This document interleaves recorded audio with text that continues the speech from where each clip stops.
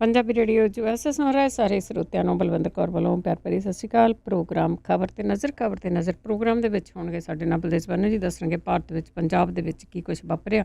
ਸਭ ਤੋਂ ਪਹਿਲਾਂ ਧੰਨਵਾਦ ਸਾਡੀ ਸਪਾਂਸਰਸ ਦਾ ਜਿਨ੍ਹਾਂ ਨੇ ਇਸ ਪ੍ਰੋਗਰਾਮ ਨੂੰ ਸਪਾਂਸਰ ਕੀਤਾ। ਸਭ ਤੱਕ ਪਹੁੰਚਾਇਆ ਖਾਲਸਾ ਇੰਸ਼ੋਰੈਂਸ ਏਜੰਸੀ ਸੈਨੋਜੇ 4082722500 ਹਰ ਇੱਕ ਤਰ੍ਹਾਂ ਦੀ ਇੰਸ਼ੋਰੈਂਸ ਕਰਦੇ ਨੇ। ਗੁਰਦੀਪ ਸਿੰਘ ਵਰਦੀ ਕਲੋਵਸ, ਰਾਮ ਸਿੰਘ ਸ਼ੇਰਗਿੱਲ ਸਲਮਾ, ਬਖਸ਼ੀਸ਼ ਸਿੰਘ ਕਰਦਰ, ਸੁਰਿੰਦਰ ਸਿੰਘ ਗਿੱਲ ਸਟਾਕਟਨ, ਮਨਜੀਤ ਸਿੰਘ ਦਵਾਨਾ, ਦੇਵ ਸਿੰਘ ਸਿੰਧੀ ਤਲਵਨ, ਮਨਦੀਪ ਸਿੰਘ ਟਿਵਾਣਾ, ਦਰਸ਼ਨ ਸਿੰਘ ਭਲਵਾਨ, ਮਹਾ ਸਿੰਘ ਜੜੀਆ ਫਰਜ਼ਨੋ, ਮਨਦੀਪ ਸਿੰਘ ਸਨੋਜੇ, ਜਸਵਿੰਦਰ ਸਿੰਘ ਵਿਰਕ ਹਿਊਸਟਨ, ਵਰਿੰਦਰ ਸਿੰਘ ਮੋਰਗਨ ਹਿਲ, ਧਰਮ ਸਿੰਘ, ਰਘਵੀਰ ਕੌਰ ਸਲਮਾ, ਦਲਜੀਤ ਸਿੰਘ, ਅਮਰਜੀਤ ਕੌਰ ਟਰਲਕ। ਬਹੁਤ ਧੰਨਵਾਦ ਕਰਦੇ ਹਾਂ ਪ੍ਰੋਗਰਾਮਾਂ ਨੂੰ ਸਪਾਂਸਰ ਕਰਦੇ ਹੋ, ਸਭ ਤੱਕ ਪਹੁੰਚਾਉਂਦੇ ਹੋ, ਸਾਡੇ ਨਾਲ ਜੁੜ ਚੁੱਕੇ ਨੇ। ਬਲਤੇਜ ਪੰਨੂ, ਸਤਿ ਸ਼੍ਰੀ ਅਕਾਲ, ਸਵਾਗਤ ਹੈ ਜੀ। ਧੰਨਵਾਦ ਜੀ, ਬਹੁਤ ਮਿਹਰਬਾਨੀ। ਸਭ ਤੋਂ ਪਹਿਲਾਂ ਗੱਲ ਆਰਡੀਨੈਂਸਾਂ ਦੀ ਕਰਦੇ ਹਾਂ। ਜਿਹੜੇ ਖੇਤੀ ਦੇ ਵਿਰੁੱਧ ਆਏ ਸੀ ਆਰਡੀਨੈਂਸ, ਉਹਨਾਂ ਦੇ ਲਈ ਜਿਹੜਾ ਵਿਰੋਧ ਆ ਉਹ ਕਿਸਾਨਾਂ ਵੱਲੋਂ ਉਹ ਅੰਦੋਲਨ ਹੀ ਸ਼ੁਰੂ ਹੋ ਗਿਆ ਹੁਣ। ਤੇ ਦੇਖੋ, ਇਹ ਦੇਖਿਆ ਜਾਵੇ ਤਾਂ ਜਿੰਨਾ ਮੈਂ ਜਾਣਦਾ ਪੰਜਾਬ ਦੇ ਵਿੱਚ ਅੰਦੋਲਨ ਹੁੰਦੇ ਰਹੇ ਆ ਜੀ। ਪੰਜਾਬ ਅੰਦੋਲਨਾਂ ਦਾ ਜਿਹੜਾ ਉਹ ਮੋਹਰੀ ਰਿਹਾ ਜੀ। ਪਰ ਇਹ ਵੀ ਬਦਕਿਸਮਤ ਕਿ ਪੰਜਾਬ ਦਾ ਕਚੂਮਰ ਐਸਾ ਜਿਹੜਾ ਜੀ ਉਹ ਕੱਢ ਦਿੱਤਾ ਕਿ ਪੰਜਾਬ ਦੇ ਜਿਹੜੇ ਲੋਕ ਨੇ ਉਹ ਅੰਦੋਲਨ ਕਰਨ ਜੋਗੇ ਨਹੀਂ ਰਹੇ। ਪਰ ਇਹ ਜਿਹੜਾ ਕੱਲ ਅੰਦੋਲਨ ਸਟਾਰਟ ਹੋਇਆ, ਇਹਨੇ ਇੱਕ ਥੋੜੀ ਚਿਣਗ ਜਿਹੜੀ ਹੈ ਜੀ ਉਹ ਦਿਖਾਈ ਆ ਕਿ ਆਪਣੇ ਹੱਕਾਂ ਦੇ ਪ੍ਰਤੀ ਲੋਕ ਬੋਲ ਸਕਦੇ ਆ। ਪੰਜਾਬ ਦੇ ਜਿਹੜੇ ਟਰੈਕਟਰ ਸੀਗੇ ਉਹ ਸੜਕਾਂ ਦੇ ਉੱਤੇ ਲਿਆਂਦੇ ਗਏ ਭਾਰਤੀ ਕਿਸਾਨ ਯੂਨੀਅਨ ਦੇ ਸੱਦੇ ਦੇ ਉੱਤੇ, ਔਰ ਲਿਆਂਦੇ ਵੀ ਇੰਨੇ ਸਿਸਟੇਮੈਟਿਕਲੀ ਗਏ ਕਿਉਂਕਿ ਪੰਜਾਬ ਦੇ ਵਿੱਚ ਪੰਜਾਬ ਦੇ ਮੁੱਖ ਮੰਤਰੀ ਹੋਰਾਂ ਨੇ ਕਿਸੇ ਤਰ੍ਹਾਂ ਦੀ ਵੀ ਐਜੀਟੇਸ਼ਨ ਜਿਹੜੀ ਆ ਉਹ ਕਰਨ ਦੇ ਉੱਤੇ ਪਾਬੰਦੀ ਲਾਤੀ ਆ। COVID-19 ਆੜ ਦੇ ਵਿੱਚ ਨਾ ਰਹੂਗਾ ਬਾਂਸ ਨਾ ਵਜੂ ਬੰਸਰੀ, ਵੀ ਜੇ ਕੋਈ ਬੰਦਾ ਵਿਰੋਧ ਕਰੂਗਾ ਤੇ ਉਹਨੂੰ ਕਾਨੂੰਨਾਂ ਦੇ ਤਹਿਤ ਚੁੱਕ ਕੇ ਅੰਦਰ ਦੇ ਦਿਆਂਗੇ, ਦਿੱਤੇ ਗਏ ਆ। ਇਹਦੇ 'ਚ ਕੋਈ ਸ਼ੱਕ ਵਾਲੀ ਗੱਲ ਨਹੀਂ ਕਿ ਕਈ ਜਿਹੜੇ ਨੇ ਉਹ ਇਹਦੇ 188 ਦੇ ਤਹਿਤ ਅੰਦਰ ਦਿੱਤੇ ਗਏ ਆ ਵੀ 5 ਜਾਂ ਇਸ ਤੋਂ ਵੱਧ ਇਕੱਠੇ ਨਹੀਂ ਹੋਣ ਦੇਣਾ। ਕਿਸਾਨਾਂ ਨੂੰ, ਭਾਰਤੀ ਕਿਸਾਨ ਯੂਨੀਅਨ ਨੂੰ ਵੀ ਇਹ ਆਖਿਆ ਗਿਆ ਸੀ ਕਿ ਉਹ ਅੰਦੋਲਨ ਵਾਪਸ ਲੈਣ, ਉਹਨਾਂ ਨੇ ਨਹੀਂ ਲਿਆ। ਸਿਆਣਪ ਉਹਨਾਂ ਦੀ ਜਿਹੜੀ ਇਸ ਪੱਖੋਂ ਕਹੀ ਜਾ ਸਕਦੀ, ਕਿਉਂਕਿ ਜਿਹੜਾ ਸੀਗਾ ਜੀ ਇਹ ਅੰਦੋਲਨ ਦੇ ਵਿੱਚ ਜਿਹੜੀ ਚੀਜ਼ ਦਾ ਸਭ ਤੋਂ ਜ਼ਿਆਦਾ ਧਿਆਨ ਰੱਖਿਆ ਗਿਆ ਉਹ ਸੀਗੀ ਜੀ ਫਿਜ਼ੀਕਲ ਡਿਸਟੈਂਸ, ਤੇ ਦੂਸਰਾ ਜਿਹੜਾ ਜੀ ਇਹਦੇ ਵਿੱਚ ਸੀਗਾ ਉਹ ਸਿਸਟਮ ਬੜਾ, ਇਹ ਲਾਈਨ ਦੇ ਵਿੱਚ ਜਿਹੜਾ ਸੀਗਾ ਜੀ ਉਹ ਸਾਰੇ ਟਰੈਕਟਰ ਇੱਕ ਰੋ ਦੇ ਵਿੱਚ ਚੱਲੇ। ਇੱਕ ਟਰੈਕਟਰ ਦੇ ਉੱਤੇ 2 ਜਾਣੇ ਤੋਂ ਵੱਧ ਬੈਠੇ ਨਹੀਂ, ਮਾਸਕ ਪਾ ਕੇ ਕਿਸਾਨ ਜਿਹੜੇ ਸੀਗੇ ਉਹ ਸੜਕਾਂ ਦੇ ਉੱਤੇ ਆਏ, ਔਰ ਮਤਲਬ ਕਿ ਉਂਗਲ ਨਹੀਂ ਧਰਨ ਦਿੱਤੀ ਪ੍ਰਸ਼ਾਸਨ ਨੂੰ। ਇੱਥੇ ਹੁਣ ਸਰਕਾਰ ਏਡੇ ਵੱਡੇ ਪੱਧਰ ਦੇ ਉੱਤੇ ਜਦੋਂ ਕਿਸਾਨ ਸੜਕਾਂ ਤੇ ਨਿਕਲ ਆਏ ਉਹਦਾ ਵਿਰੋਧ ਨਹੀਂ ਕਰ ਸਕਦੀ। ਕਿੰਨਿਆਂ ਨੂੰ ਤੁਸੀਂ ਜਿਹੜਾ ਜੀ ਉਹ ਉਹਨਾਂ ਦੇ ਉੱਤੇ ਮਾਮਲਾ ਦਰਜ ਕਰ ਦਿਓਗੇ, ਕਿੰਨਿਆਂ ਨੂੰ ਤੁਸੀਂ ਅੰਦਰ ਜਿਹੜਾ ਜੀ ਉਹ ਦੇ ਦਿਓਗੇ। ਜਿਹੜੇ ਪੁੱਠੇ ਸਿੱਧੇ ਤਰੀਕੇ ਦੇ ਨਾਲ ਇਹਨਾਂ ਆਰਡੀਨੈਂਸਾਂ ਦੇ ਹੱਕ 'ਚ ਭੁਗਤੀ ਜਾਂਦੇ ਆ, ਖਾਸ ਤੌਰ ਦੇ ਉੱਤੇ ਅਕਾਲੀ ਦਲ ਬਾਦਲ ਵਾਲੇ ਤੇ ਬਾਦਲ ਸੁਖਬੀਰ ਸਿੰਘ ਬਾਦਲ, ਉਹਨਾਂ ਦੀ ਵੀ ਬੋਲਤੀ ਬੰਦ ਕਿਸਾਨਾਂ ਨੇ ਜਿਹੜੀ ਦੀ ਉਹ ਕੀਤੀ। ਉਹਦੇ ਵੀ ਕਹੀ ਜਾਂਦੇ ਆ ਆਰਡੀਨੈਂਸ ਸਹੀ ਨੇ, MSP ਬੰਦ ਨਹੀਂ ਹੋ ਰਹੀ। ਇਹ ਵੀ ਜਿਹੜਾ ਦੀ ਬਿਆਨ ਜਾਰੀ ਕਰਤਾ ਕਿ ਅਸੀਂ ਤੁਹਾਡੇ ਨਾਲ ਕੇਂਦਰ ਸਰਕਾਰ ਕੋਲੇ ਜਾਣ ਲਈ ਤਿਆਰ ਹੈ। ਕਿਉਂ ਤੁਸੀਂ ਕਿਸਾਨਾਂ ਦੇ ਨਾਲ ਜਾਣ ਲਈ ਕਿਉਂ ਤਿਆਰ ਹੋ? ਤੁਸੀਂ ਤਾਂ ਪਾਰਟ ਹੋ ਉਸ ਸਰਕਾਰ ਦਾ। ਉੱਥੋਂ ਤੁਸੀਂ ਇਹ ਆਰਡੀਨੈਂਸ ਜਿਹੜੇ ਨੇ ਰੱਦ ਕਰਵਾਓ। ਜੇ ਤੁਹਾਡੇ ਕਹੇ ਰੱਦ ਨਹੀਂ ਕਰਦੇ ਤੇ ਉਹਨਾਂ ਦੀ ਦਿੱਤੀ ਹੋਈ ਕੁਰਸੀ ਰੱਦ ਕਰੋ। ਉਹ ਨਹੀਂ ਜਿਹੜਾ ਜੀ ਉਹ ਕਰ ਰਹੀ। ਹੁਣ ਅਗਲਾ ਹੱਲਾ ਭਾਰਤੀ ਕਿਸਾਨ ਯੂਨੀਅਨ ਨੇ ਇਹ ਕਹਿਤਾ ਕਿ 27 ਤਰੀਕ ਨੂੰ ਉਹ ਅਕਾਲੀ ਭਾਜਪਾ ਆਗੂਆਂ ਦੇ ਘਰਾਂ ਵੱਲ ਨੂੰ ਇਹਨਾਂ ਟਰੈਕਟਰਾਂ ਦਾ ਕੂਚ ਕਰਵਾਉਣਗੇ। ਇਹਨੇ ਜਿਹੜਾ ਜੀ ਇੱਕ ਤੁਸੀਂ ਕਹਿ ਲਓ ਕਿ ਨਵੀਂ ਮੁਸੀਬਤ ਜਿਹੜੀ ਆ ਉਹ ਇਹਨਾਂ ਆਗੂਆਂ ਦੇ ਵਾਸਤੇ ਜਿਹੜੀ ਕੀਤੀ ਵੀ ਸਪਸ਼ਟ ਕਰੋ ਆਪਣਾ ਸਟੈਂਡ। ਅੱਜ ਤੁਸੀਂ ਕਿੱਥੇ ਖੜੇ ਹੋ? ਕਿਸਾਨ ਪੰਜਾਬ ਦੀ ਨਹੀਂ ਮੁਲਕ ਦੀ ਰੀੜ੍ਹ ਦੀ ਹੱਡੀ ਨੇ। ਜੇ ਕਿਸਾਨ ਨਾ ਰਿਹਾ ਤੇ ਚਾਹੇ ਜੋ ਮਰਜ਼ੀ ਜਿਹੜਾ ਜੀ ਇਹ ਕਰੀ ਜਾਣ ਵੀ ਉੱਥੋਂ ਲੈ ਆਉਣਗੇ ਇੱਥੋਂ ਲੈ ਆਉਣਗੇ, ਫਿਰ ਮੁਲਕ ਨਹੀਂ ਜਿਹੜਾ ਜੀ ਉਹ ਜਿਉਂਦਾ ਰਹਿਣਾ। ਇਹ ਗੱਲ ਭੁੱਲਣੀ ਨਹੀਂ ਚਾਹੀਦੀ ਕਿ ਕਿਸਾਨ ਜਿਹੜਾ ਹੈ ਉਹਦੇ ਤੋਂ ਸਾਰਾ ਚੱਕਰ ਜਿਹੜਾ ਜੀ ਉਹ ਚੱਲਦਾ। ਆ COVID-19 ਦਾ ਇੰਨਾ ਜ਼ੋਰ ਹੈ, ਜਦੋਂ ਕਣਕਾਂ ਆਈਆਂ ਨੇ ਮੰਡੀ ਦੇ ਵਿੱਚ, ਜਿਸ ਤਰੀਕੇ ਦੇ ਨਾਲ ਕਿਸਾਨ ਨੇ ਇਸ ਮਹਾਮਾਰੀ ਦੇ ਵਿੱਚ ਕਣਕ ਲਿਆਂਦੀ, ਉਹਨੇ ਇਹ ਤਾਂ ਆਸ ਬੁਝਾਤੀ ਨਾ ਵੀ ਕਮ ਸੇ ਕਮ ਉਹ ਭੁੱਖਿਆਂ ਨਹੀਂ ਮਰਨ ਦੇਊਗਾ ਮੁਲਕ ਨੂੰ। ਇਹ ਚੀਜ਼ਾਂ ਭੁੱਲ ਕੇ ਤੁਸੀਂ ਉਹਨਾਂ ਦੇ ਗਲ ਦੇ ਵਿੱਚ ਅੰਗੂਠਾ ਦੇਣ ਦੇ ਵਾਸਤੇ ਜਿਹੜਾ ਜੀ ਇਸ ਅੰਦੋਲਨ ਦੀ ਸ਼ਲਾਘਾ ਕੀਤੀ ਜਾਣੀ ਚਾਹੀਦੀ ਹੈ, ਜਿੰਨੀ ਵੀ ਜਿਹੜਾ ਜੀ ਉਹ ਹੋ ਸਕੇ। ਤੇ ਸ਼ੁਕਰ ਹੈ ਮੁੜ ਕੇ ਜਿਹੜਾ ਜੀ ਉਹ ਪੰਜਾਬ ਦੇ ਵਿੱਚ ਕਿਸੇ ਅੰਦੋਲਨ ਨੇ ਇੱਕ ਅੰਗੜਾਈ ਜਿਹੜੀ ਹੈ ਜੀ ਉਹ ਲਈ ਆ, ਔਰ ਇਹ ਅੰਦੋਲਨ ਜਿਹੜਾ ਜੀ ਉਹ ਕੇਂਦਰ ਦੀ ਸਰਕਾਰ ਦੇ ਬੋਲੇ ਕੰਨਾਂ ਨੂੰ ਖੋਲਣ ਦੇ ਵਿੱਚ ਸਫਲ ਹੋ ਗਿਆ। ਜੇ ਖੁੱਲ ਜਾਣ ਤੇ ਅੱਗੇ ਗੱਲ ਕਰਦੇ ਹਾਂ ਸਿੱਧੂ ਮੂਸੇਵਾਲੇ ਦੀ। ਇੱਕ ਪਾਸੇ ਤਾਂ ਪੁਲਿਸ ਉਸ ਨੂੰ ਬਚਾਉਣ ਦੇ ਯਤਨਾਂ 'ਚ ਆ, ਦੂਜੇ ਪਾਸੇ ਪੁਲਿਸ ਵੱਲੋਂ ਇੱਕ ਨਵਾਂ ਕੇਸ ਵੀ ਦਰਜ ਹੈ। ਦੇਖੋ ਇਹ ਚਹੇਤਾ ਹੈ ਜੀ ਪੰਜਾਬ ਪੁਲਿਸ ਦਾ, ਮਤਵੰਨਾ ਪੁੱਤ ਹੈ ਉਹਨਾਂ ਦਾ ਜਿਹੜਾ ਜੀ ਪੰਜਾਬ ਪੁਲਿਸ। ਐਕਚੁਅਲੀ ਜਿਹੜਾ ਮੈਂ ਵੀ ਹਰਜੀਤ ਸਿੰਘ ਪੰਜਾਬ ਪੁਲਿਸ ਦੀ ਸੀ, ਉਹਨੂੰ ਮੈਂ ਵੀ ਮੂਸੇਵਾਲਾ ਤੋਰਨੀ ਜਿਹੜੀ ਜੀ ਉਹ ਚਾਹੀਦੀ ਹੈ, ਕਿਉਂਕਿ ਉਹ ਇੱਕ ਕਿਸਮ ਦੇ ਨਾਲ ਚਪੇੜ ਮਾਰ ਰਿਹਾ ਸਿਸਟਮ ਦੇ ਉੱਤੇ, ਸਮੁੱਚੇ ਸਿਸਟਮ ਦੇ ਉੱਤੇ ਉਹ ਥਪੜੇ ਤੇ ਥਪੜਾ ਮਾਰ ਰਿਹਾ ਜੀ। ਸਿਸਟਮ ਉਹਦੀ ਮਦਦ ਕਰ ਰਿਹਾ।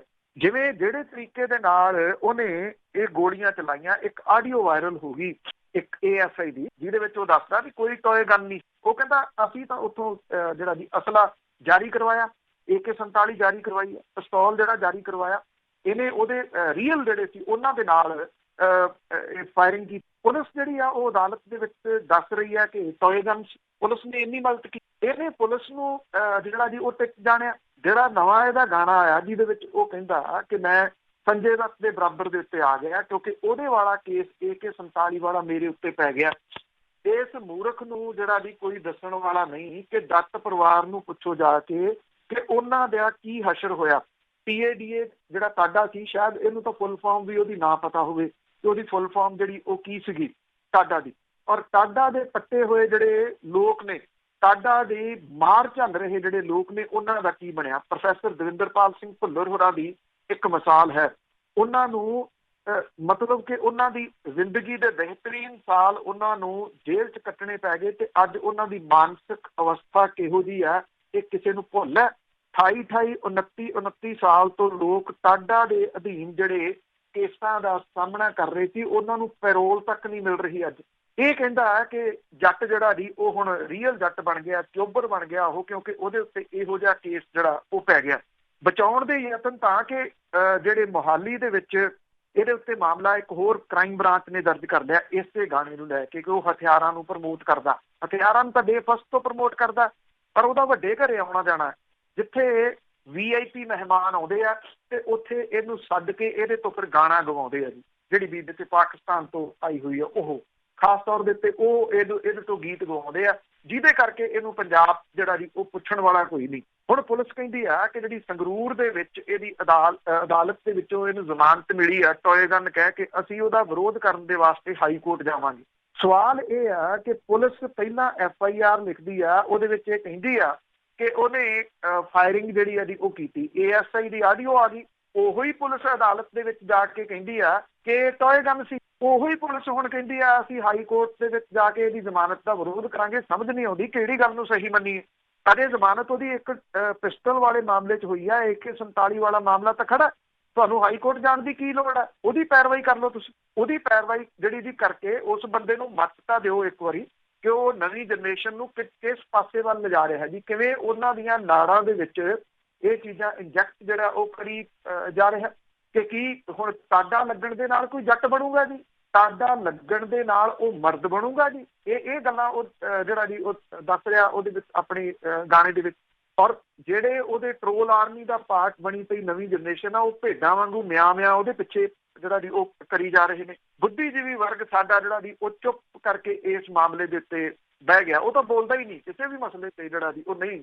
ਉਹ ਕਹਿੰਦਾ ਬਸ ਠੀਕ ਹੈ, ਜੋ ਹੋ ਰਿਹਾ ਸਭ ਜਿਹੜਾ ਜੀ ਉਹ ਠੀਕ ਹੈ। ਇਸੇ ਹੀ ਚੁੱਪ ਨੇ ਪੰਜਾਬ ਦੀ ਇੱਕ ਜਨਰੇਸ਼ਨ ਚਿੱਟੇ 'ਚ ਖਾ ਲਈ, ਤੇ ਹੁਣ ਇਹ ਜਿਹੜੀ ਬਚਦੀ ਹੈ ਜੀ ਉਹਨਾਂ ਦੀਆਂ ਨਾੜਾਂ ਦੇ ਵਿੱਚ ਅਜਿਹੇ ਗੀਤ ਜਿਹੜੇ ਉਹ ਇੱਕ ਸਾਜ਼ਿਸ਼ ਦੇ ਤਹਿਤ ਇੰਜੈਕਟ ਕੀਤੇ ਜਾ ਰਹੇ ਆ। ਜਿੰਨੀ ਦੇਰ ਤੱਕ ਇਸ ਸਾਜ਼ਿਸ਼ ਨੂੰ ਨਾ ਸਮਝਿਆ ਉਨੀ ਦੇਰ ਤੱਕ ਇਹ ਸਮਝ ਨਹੀਂ ਇਹ ਜੀ ਜੀ ਬਿਲਕੁਲ। ਤੇ ਅੱਗੇ ਗੱਲ ਕਰਦੇ ਹੈਗੇ ਆ ਬੇਅਦਬੀ ਕਾਂਡ ਦੇ ਵਿੱਚ ਸਿੱਟ ਨੇ SP ਦੀ ਗ੍ਰਿਫਤਾਰੀ ਦੀ ਇਜਾਜ਼ਤ ਮੰਗੀ। ਪਰ ਇਸ ਮਾਮਲੇ ਦੇ ਵਿੱਚ 2-3 ਚੀਜ਼ਾਂ ਜਿਹੜੀਆਂ ਦੀ ਹੋਈਆਂ ਨੇ। ਇੱਕ ਤਾਂ ਜਿਹੜੀਆਂ ਕਿਉਂਕਿ 2 ਜਾਂਚ ਚੱਲ ਰਹੀਆਂ ਨੇ। ਇੱਕ ਤਾਂ ਜਿਹੜੀ SIT ਹੈ ਉਹਨੇ ਇੱਕ ਲਿਖਤੀ ਰੂਪ ਦੇ ਵਿੱਚ ਫਰੀਦਕੋਟ ਦੀ ਅਦਾਲਤ ਦੇ ਵਿੱਚ ਜਿਹੜਾ ਦੀ ਕਿਹਾ ਕਿ ਕਿਸੇ ਅਦਾਲਤ ਨੇ ਉਹਨਾਂ ਦੀ ਇਨਵੈਸਟੀਗੇਸ਼ਨ ਦੇ ਉੱਤੇ ਰੋਕ ਨਹੀਂ ਲਾਈ, ਇਸ ਕਰਕੇ ਜਿਹੜਾ ਚਲਾਨ ਸੀਗਾ ਜੀ ਉਹ ਕਾਨੂੰਨੀ ਤੌਰ ਦੇ ਉੱਤੇ ਪੇਸ਼ ਕੀਤਾ ਗਿਆ ਤੇ ਜਾਇਜ਼ ਹੈ। ਕਿਉਂਕਿ ਜਿਹੜੇ ਪ੍ਰੇਮੀ ਨੇ ਉਹਨਾਂ ਨੇ ਅਦਾਲਤ ਦੇ ਵਿੱਚ ਇਹ ਅਰਜ਼ੀ ਲਾ ਕੇ SIT ਦੇ ਵੱਲੋਂ ਜਿਹੜੇ ਦੋਸ਼ ਪੱਤਰ ਸੀਗੇ ਉਹ ਰੱਦ ਕਰਨ ਦੀ ਮੰਗ ਕੀਤੀ ਸੀ। CBI ਨੇ ਇਸ ਮਾਮਲੇ ਦੇ ਉੱਤੇ ਕਲੋਜ਼ਰ ਰਿਪੋਰਟ ਜਿਹੜੀ ਲਾਈ ਸੀ। CBI ਢੁੱਚਣਾ ਡਾਉਣ ਦੀ ਪੂਰੀ ਕੋਸ਼ਿਸ਼ ਜਿਹੜੀ ਹੈ ਜੀ ਉਹ ਕਰ ਰਹੀ ਆ ਇਸ ਮਸਲੇ ਦੇ ਵਿੱਚ ਕਿ ਇਹ ਮਸਲਾ ਗਾਂਹ ਤੁਰੇ ਨਾ।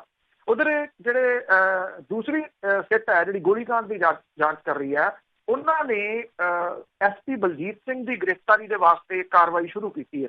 SIT ਨੇ ਡਿਊਟੀ ਮੈਜਿਸਟ੍ਰੇਟ ਦੀ ਅਦਾਲਤ ਦੇ ਵਿੱਚ ਅਰਜ਼ੀ ਦੇ ਕੇ ਇਹ ਗੱਲ ਕਹੀ ਆ ਕਿ SP ਬਲਜੀਤ ਸਿੰਘ ਦੇ ਗ੍ਰਿਫਤਾਰੀ ਵਾਰੰਟ ਜਿਹੜੇ ਜੀ ਉਹ ਜਾਰੀ ਕੀਤੇ ਜਾਣ। ਪਰ ਇਹ ਕਿਹਾ ਗਿਆ ਕਿ 2 ਵਾਰੀ ਸੰਮਣ ਭੇਜਣ ਦੇ ਬਾਵਜੂਦ ਉਹ ਜਾਂਚ ਟੀਮ ਦੇ ਸਾਹਮਣੇ ਪੇਸ਼ ਨਹੀਂ ਜਿਹੜਾ ਜੀ ਹੋਏ। ਤੇ ਦੂਸਰਾ ਜਿਹੜੇ ਕੋਟਕਪੂਰਾ ਦੇ ਉਦੋਂ ਦੇ SHO ਗੁਰਦੀਪ ਪੰਧੇਰ ਨੂੰ ਬਹਿਬਲ ਗੋਲੀकांड ਦੇ ਵਿੱਚ ਦੋਸ਼ੀ ਵਜੋਂ ਨਾਮਜ਼ਦ ਕਰਨ ਤੋਂ ਬਾਅਦ ਜਾਂਚ ਟੀਮ ਨੇ ਉਹਦੇ ਪ੍ਰੋਡਕਸ਼ਨ ਵਾਰੰਟ ਜਿਹੜੇ ਆ ਜੀ ਉਹ ਹਾਸਲ ਕੀਤੇ ਆ। ਜਿੱਥੋਂ ਤੱਕ CBI ਵਾਲਾ ਮਾਮਲਾ ਹੈ, ਇਹਦੀ ਸੁਣਵਾਈ ਜਿਹੜੀ ਹੈ ਜੀ ਉਹ ਮੁਹਾਲੀ ਦੇ ਵਿੱਚ ਇਹਦੇ ਉੱਤੇ ਜਿਹੜੀ ਕਲੋਜ਼ਰ ਰਿਪੋਰਟ ਤੇ ਨਵੇਂ ਸਿਰਿਓਂ ਜਾਂਚ ਸੰਬੰਧੀ ਜਿਹੜੀ CBI ਦੀ ਵਿਸ਼ੇਸ਼ ਅਦਾਲਤ ਸੀ ਉਹਦੇ ਵਿੱਚ ਇਹ ਜਿਹੜੀ ਸੀ ਉਹ ਸੁਣਵਾਈ ਹੋਈ।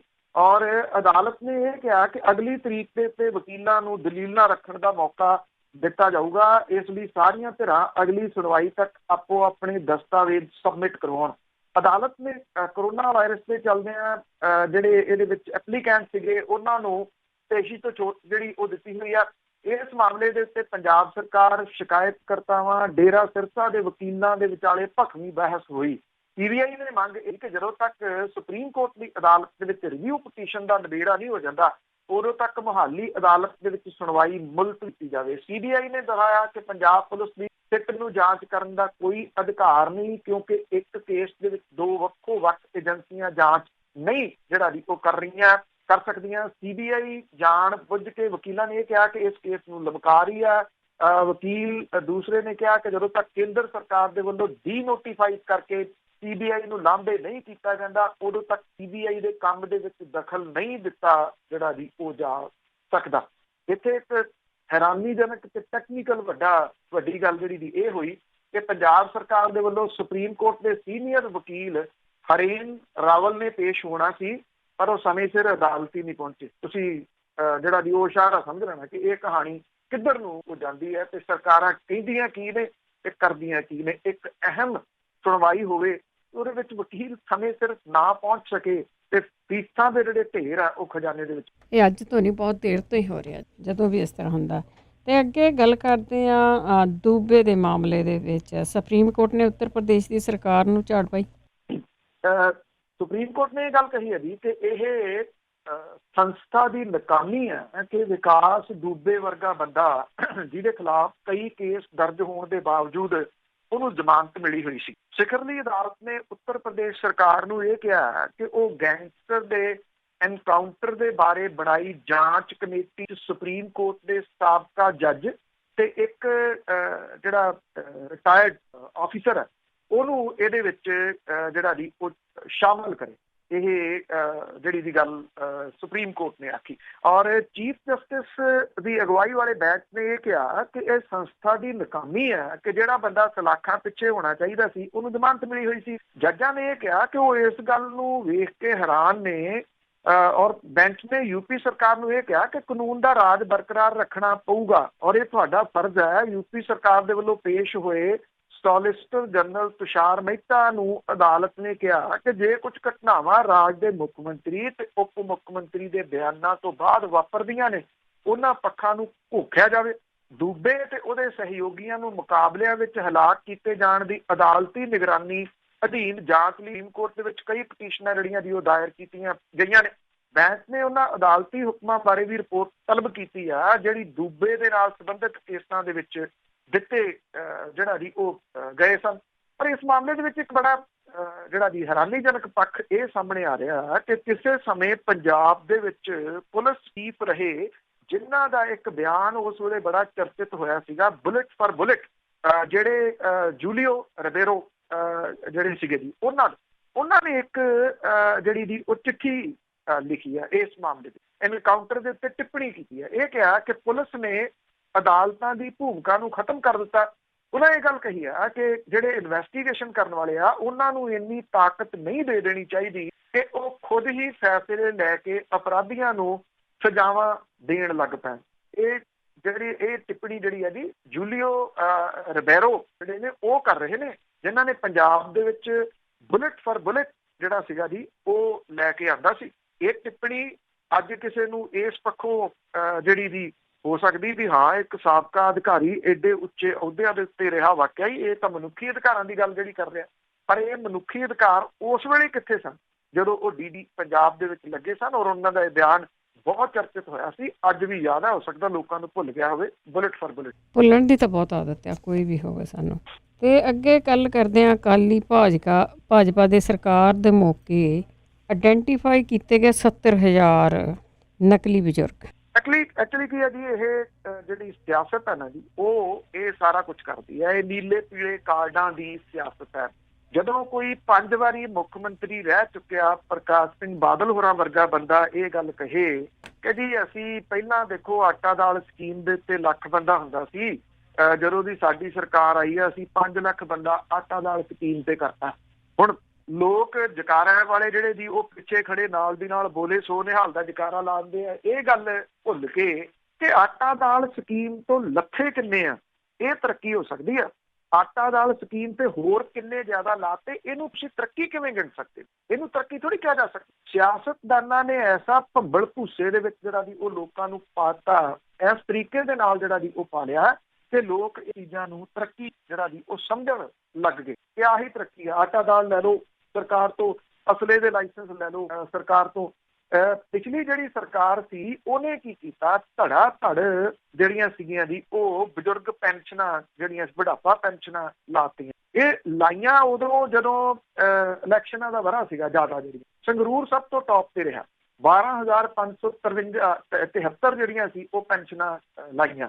ਅੰਮ੍ਰਿਤਸਰ 753, ਪਟਿਆਲਾ 6528, ਬਠਿੰਡਾ ਬਿਨਾਂ ਕਿਸੇ ਸ਼ੱਕ ਦੇ 8762 ਇੱਥੇ ਜਿਹੜੀਆਂ ਦੀ ਉਹ ਪੈਨਸ਼ਨਾਂ ਲਾਈਆਂ। 10 ਜ਼ਿਲ੍ਹੇ ਨੇ ਜਿਨ੍ਹਾਂ ਦੇ ਵਿੱਚ 70,137 ਨਕਲੀ ਬਜ਼ੁਰਗ ਖੜੇ ਕਰ ਲਏ ਜਿਨ੍ਹਾਂ ਨੂੰ ਬੁਢਾਪਾ ਪੈਨਸ਼ਨਾਂ। ਇਹਦੀ ਹੁਣ ਇਨਵੈਸਟੀਗੇਸ਼ਨ ਹੋਈ।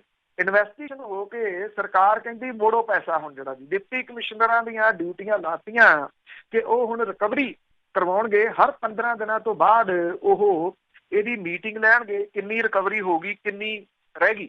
ਜਿਨ੍ਹਾਂ ਨੇ ਨਕਲੀ ਪੈਨਸ਼ਨਾਂ ਜਿਹੜੀਆਂ ਜੀ ਉਹ ਲਈਆਂ ਉਹਨਾਂ ਨੂੰ ਮੋੜਨੇ ਕਿੰਨੇ ਪੈਣਗੇ? 162 ਕਰੋੜ 35 ਲੱਖ ਰੁਪਈਆ ਇਹਨੇ ਉਹਨਾਂ ਨੂੰ ਜਿਹੜੇ ਜੀ ਉਹ ਮੋੜਨੇ ਪੈਣਗੇ।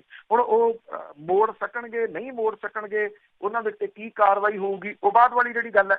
ਪਰ ਇਹਨਾਂ ਲੋਕਾਂ ਦੇ ਨਾਲ ਹੋਣਾ ਤਾਂ ਇਹ ਜਿਹੜਾ ਜੀ ਚਾਹੀਦਾ। ਇਹਦੇ 'ਚ ਕੋਈ ਸਿੰਪਤੀ ਨਹੀਂ ਹੈਗੀ, ਇਸ ਪੱਖੋਂ ਸਿੰਪਤੀ ਨਹੀਂ ਹੈਗੀ ਕਿ ਇਹ ਲੋਕ ਨਹੀਂ ਸਮਝਦੇ ਜੀ ਕਿ ਮਤਲਬ ਕਿ ਜਿਹੜੀਆਂ ਸਿਆਸੀ ਪਾਰਟੀਆਂ ਨੇ ਉਹ ਇਸੇ ਤਰੀਕੇ ਦੇ ਨਾਲ ਗੁੰਮਰਾਹ ਕਰਕੇ ਜਿਹੜਾ ਜੀ ਉਹ ਲੋਕਾਂ ਨੂੰ ਆਪਣਾ ਮਤਲਬ ਕੱਢ ਕੇ ਜਿਹੜਾ ਜੀ ਉਹ ਗਾਂਹ ਜਾਂਦੀਆਂ ਨੇ। ਅੱਜ ਪੰਜਾਬ ਦੇ ਸਕੂਲ ਜਿਹੜੇ ਸੀਗੇ ਜੀ ਉਹ ਉਹਨਾਂ ਦਾ ਸਰਕਾਰੀ ਸਕੂਲਾਂ ਦੇ ਕੀ ਹਸ਼ਰ ਹੋ ਗਏ, ਸਰਕਾਰੀ ਡਿਸਪੈਂਸਰੀਆਂ ਦੇ ਕੀ ਹਸ਼ਰ ਹੋ ਗਏ, ਸਰਕਾਰੀ ਹਸਪੀਟਲਾਂ ਦੇ ਕੀ ਹਸ਼ਰ ਹੋ ਗਏ। ਕਿਸੇ ਤੋਂ ਲੁਕਿਆ ਛਿਪਿਆ ਨਹੀਂ, ਲੋਕ ਉੱਥੇ ਹੀ ਖੜੇ ਆ। ਸਾਡਾ ਨੀਲਾ ਕਾਰਡ ਬਣਾ ਦਿਓ, ਸਾਡਾ ਪੀਲਾ ਕਾਰਡ ਜਿਹੜਾ ਜੀ ਉਹ ਬਣਾ ਦਿਓ, ਸਾਡੇ ਜਿਹੜੀ ਉਹ ਪੈਨਸ਼ਨ ਲਵਾ ਦਿਓ। ਨਿੱਜੀ ਕੰਮਾਂ ਕਾਰਾਂ ਦੇ ਉੱਤੇ ਖੜ ਗਏ, ਜਿਹਦੇ ਕਰਕੇ ਜਿਹੜੇ ਲੋਕਾਂ ਦੇ ਵਾਸਤੇ ਜਿਹੜੀ ਤਰੱਕੀ ਜਿਹੜੀ ਸਾਰਿਆਂ ਦੇ ਵਾਸਤੇ ਸਾਂਝੀ ਹੁੰਦੀ, ਅਗਲੀਆਂ ਪੀੜ੍ਹੀਆਂ ਦੀ ਸਾਂਝੀ ਹੁੰਦੀ, ਉਹ ਸਾਰਾ ਕੁਛ ਜਿਹੜਾ ਜੀ ਉਹ ਖੜ ਗਿਆ। ਤੇ ਹੁਣ ਇਹ ਵਾਪਸ ਜਿਹੜੇ ਜੀ ਉਹ ਕਰਨੇ ਪੈਣਗੇ ਸਾਰੇ ਪੈਸੇ। ਦੇਖੋ ਕਰਦੇ ਵੀ ਕਿ ਨਹੀਂ ਕਰਦੇ ਜੀ। ਅੱਗੇ ਸਿੱਖੋਵਾਲਾ ਪਿੰਡ ਦੀ ਗੱਲ ਕੀਤੀ ਸੀ, ਉਸ ਦੇ ਜਾੜੇ ਦੇ ਵਿਰੁੱਧ ਪਿੰਡ ਇਕਜੁੱਟ ਹੋ ਗਿਆ।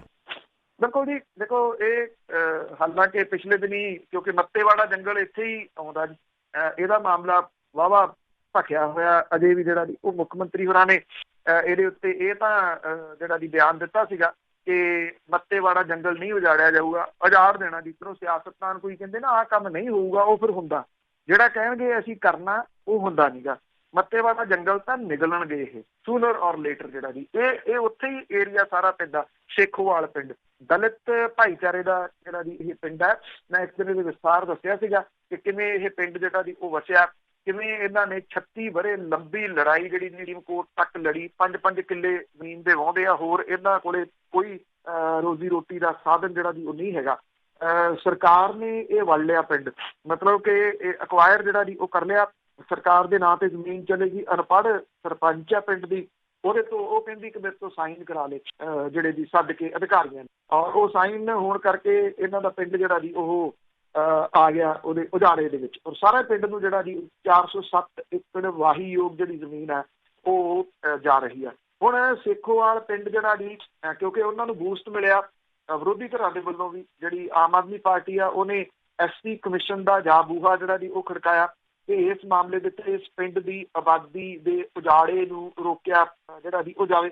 ਇਹ ਵੀ ਦੱਸਿਆ ਕਿ 3 ਪੀੜ੍ਹੀਆਂ ਤੋਂ ਖੇਤੀ ਜਿਹੜੀ ਜੀ ਉਹ ਕਰਦੇ ਆ ਰਹੇ ਆ ਔਰ ਪੰਜਾਬ ਸਰਕਾਰ ਨੇ ਇੰਡਸਟਰੀ ਦੇ ਨਾਂ ਦੇ ਉੱਤੇ ਇਹਦੀ ਸਾਰੀ ਜ਼ਮੀਨ 407 ਏਕੜ ਜਿਹੜੀ ਹੈ ਜੀ ਉਹ ਅਕਵਾਇਰ ਕਰ ਲਈ ਹੈ।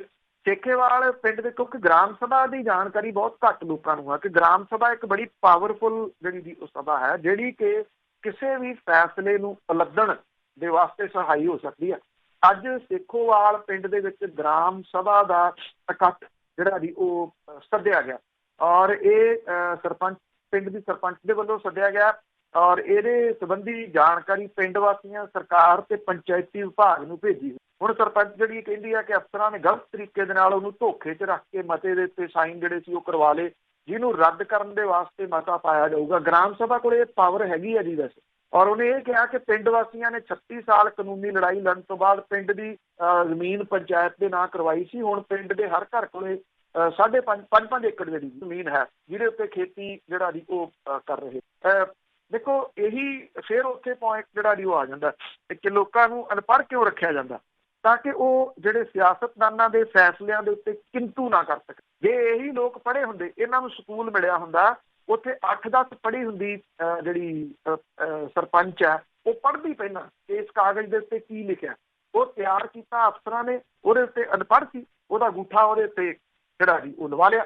ਇੱਥੇ ਤਾਂ ਸਾਰੀ ਕਹਾਣੀ ਜਿਹੜੀ ਜੀ ਉਹ ਸਟਾਰਟ ਹੁੰਦੀ। ਪਰ ਦੇਖਦੇ ਹਾਂ ਗ੍ਰਾਮ ਸਭਾ ਦੇ ਇਕੱਠ ਦੇ ਵਿੱਚ ਅੱਜ ਜਿਹੜਾ ਜੀ ਉਹ ਪੰਚਾਇਤ ਕੀ ਫੈਸਲਾ ਲੈਂਦੀ, ਕਿਉਂਕਿ ਮਾਮਲਾ ਇੰਨਾ ਜ਼ਰੂਰ ਹੈ ਕਿ ਇਹ ਮੱਘ ਗਿਆ ਪੂਰਾ ਇਸ ਵੇਲੇ ਪੰਜਾਬ ਦੇ ਵਿੱਚ। ਇਉਂ ਉਜਾੜਾ ਨਹੀਂ ਹੋਣਾ ਚਾਹੀਦਾ। ਕਿੱਡੀ ਕੁ ਇੰਡਸਟਰੀ ਦੀ ਜਿਹੜੀ ਜੀ ਉਹ ਲੋੜ ਹੈ, ਥਾਂ ਦੇ ਉੱਤੇ ਇਹਨਾਂ ਨੇ ਇੰਡਸਟਰੀ ਪਾਰਕ ਪਹਿਲਾਂ ਹੀ ਬਣਾਏ ਹੋਏ ਆ, ਉਹਨਾਂ ਦੇ ਉੱਤੇ ਕਿੰਨੀ ਇੰਡਸਟਰੀ ਜਿਹੜੀ ਆ ਜੀ ਉਹ ਲੱਗ ਗਈ ਆ ਕਿਤੇ, ਜਾਂ ਜਿਹੜੀ ਪਹਿਲੀ ਇੰਡਸਟਰੀ ਆ ਉਹ ਕਿੰਨੀ ਕੁ ਚੱਲਦੀ ਪਈ ਆ, ਉਹ ਤਾਂ ਉੱਜੜ ਪੁੱਜੜ ਗਈ, ਉਹ ਦੂਜੇ ਸੂਬਿਆਂ ਨੂੰ ਭੱਜ ਗਈ। ਇੱਥੇ ਕਿਹੜੀ ਇੰਡਸਟਰੀ ਆ ਜਿਹੜੀ ਕਿ ਤਰਲੋ ਮੱਛੀ ਹੋ ਰਹੀ ਆ ਵੀ ਸਾਨੂੰ ਪੰਜਾਬ ਦੇ ਵਿੱਚ ਅਸੀਂ ਛੇਤੀ ਤੋਂ ਛੇਤੀ ਇੰਡਸਟਰੀ ਦੀ ਉਹ ਲਾਉਣੀ ਆ। ਇਹ ਮਹਿਜ਼ ਇੱਕ ਠੱਗੀ ਦਾ ਤਰੀਕਾ ਜਿਹੜਾ ਜੀ ਉਹ ਅਪਣਾਇਆ ਗਿਆ ਕਿ ਇੰਡਸਟਰੀਅਲ ਪਾਰਕ ਜਿਹੜੇ ਆ ਜੀ ਉਹ ਲਾਉਣੇ ਆ, ਬਣਾਉਣੇ ਆ ਤੇ ਜ਼ਮੀਨਾਂ ਅਕਵਾਇਰ ਕਰਨੀਆਂ। ਜੀ ਅਜਾੜਾ ਕਰਕੇ ਅੱਗੇ ਜਲਿਆਂਵਾਲੇ ਬਾਗ ਦਾ ਮਸਲਾ ਜਿਹੜਾ ਭਖਿਆ ਪਿਆ ਹੈ, ਉੱਥੇ ਇਤਰਾਜ਼ਯੋਗ ਮੂਰਤੀਆਂ ਉਹ ਹਟਾਈਆਂ ਗਈਆਂ।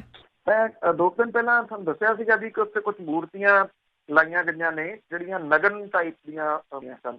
ਹੁਣ ਇਹ ਜਿਹੜੀ ਜੀ ਇੱਕ ਪਵਿੱਤਰ ਧਰਤੀ ਹੈ ਜਿੱਥੇ ਸ਼ਹੀਦਾਂ ਦਾ ਖੂਨ ਜਿਹੜਾ ਜੀ ਉਹ ਡੁੱਲਿਆ, ਬੇਕਸੂਰੇ ਲੋਕਾਂ ਦੇ ਉੱਤੇ ਗੋਲੀਆਂ ਇੱਥੇ ਚਲਾਈਆਂ ਗਈਆਂ ਸੀ, ਉੱਥੇ ਭਲਾ ਅਜਿਹੀਆਂ ਮੂਰਤੀਆਂ ਦਾ ਕੀ ਕੰਮ ਸੀਗਾ। ਇਹ ਨਾ ਲੁਕਵੇਂ ਤਰੀਕੇ ਦੇ ਨਾਲ ਭਗਵਾਂ ਕਰਨ ਹਰੇਕ ਚੀਜ਼ ਦਾ ਜਿਵੇਂ ਕੀਤਾ ਜਾ ਰਿਹਾ ਨਾ, ਇਹ ਉਹਦਾ ਹੀ ਪਾਰਟ ਸੀਗਾ। ਮਾਮਲਾ ਸਾਹਮਣੇ ਆ ਗਿਆ। ਮਾਮਲਾ ਸਾਹਮਣੇ ਆਉਣ ਤੋਂ ਬਾਅਦ ਇਹ ਚੀਜ਼ਾਂ ਉੱਥੋਂ ਹਟਾ ਦਿੱਤੀਆਂ ਜਿਹੜੀਆਂ ਜੀ ਉਹ ਗਈਆਂ ਨੇ। ਔਰ ਇਹ ਲਵਾਈਆਂ ਕਿਹਨੇ, ਹਟਾਈਆਂ ਕਿਹਨੇ, ਇਹ ਵੱਡਾ ਇੱਕ ਜਿਹੜਾ ਜੀ ਉਹ ਸਵਾਲ ਖੜਾ ਅਜੇ ਵੀ।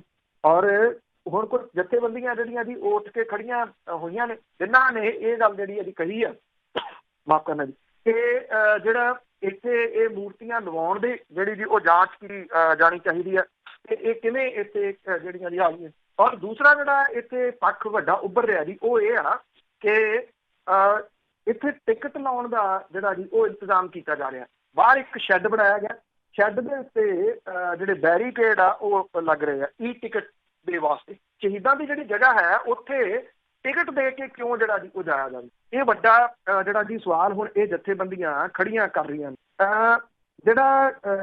ਜਿਹੜੇ ਲੋਕ ਨੇ ਉਹ ਹਾਲਾਂਕਿ ਤਰਲੋਚਨ ਸਿੰਘ ਨੇ ਜਿਹੜੇ Jallianwala Bagh national memorial trust ਦੇ ਮੈਂਬਰ ਨੇ, ਇਹਦੇ ਚੇਅਰਮੈਨ ਪ੍ਰਧਾਨ ਮੰਤਰੀ ਨੇ ਨਰਿੰਦਰ ਮੋਦੀ।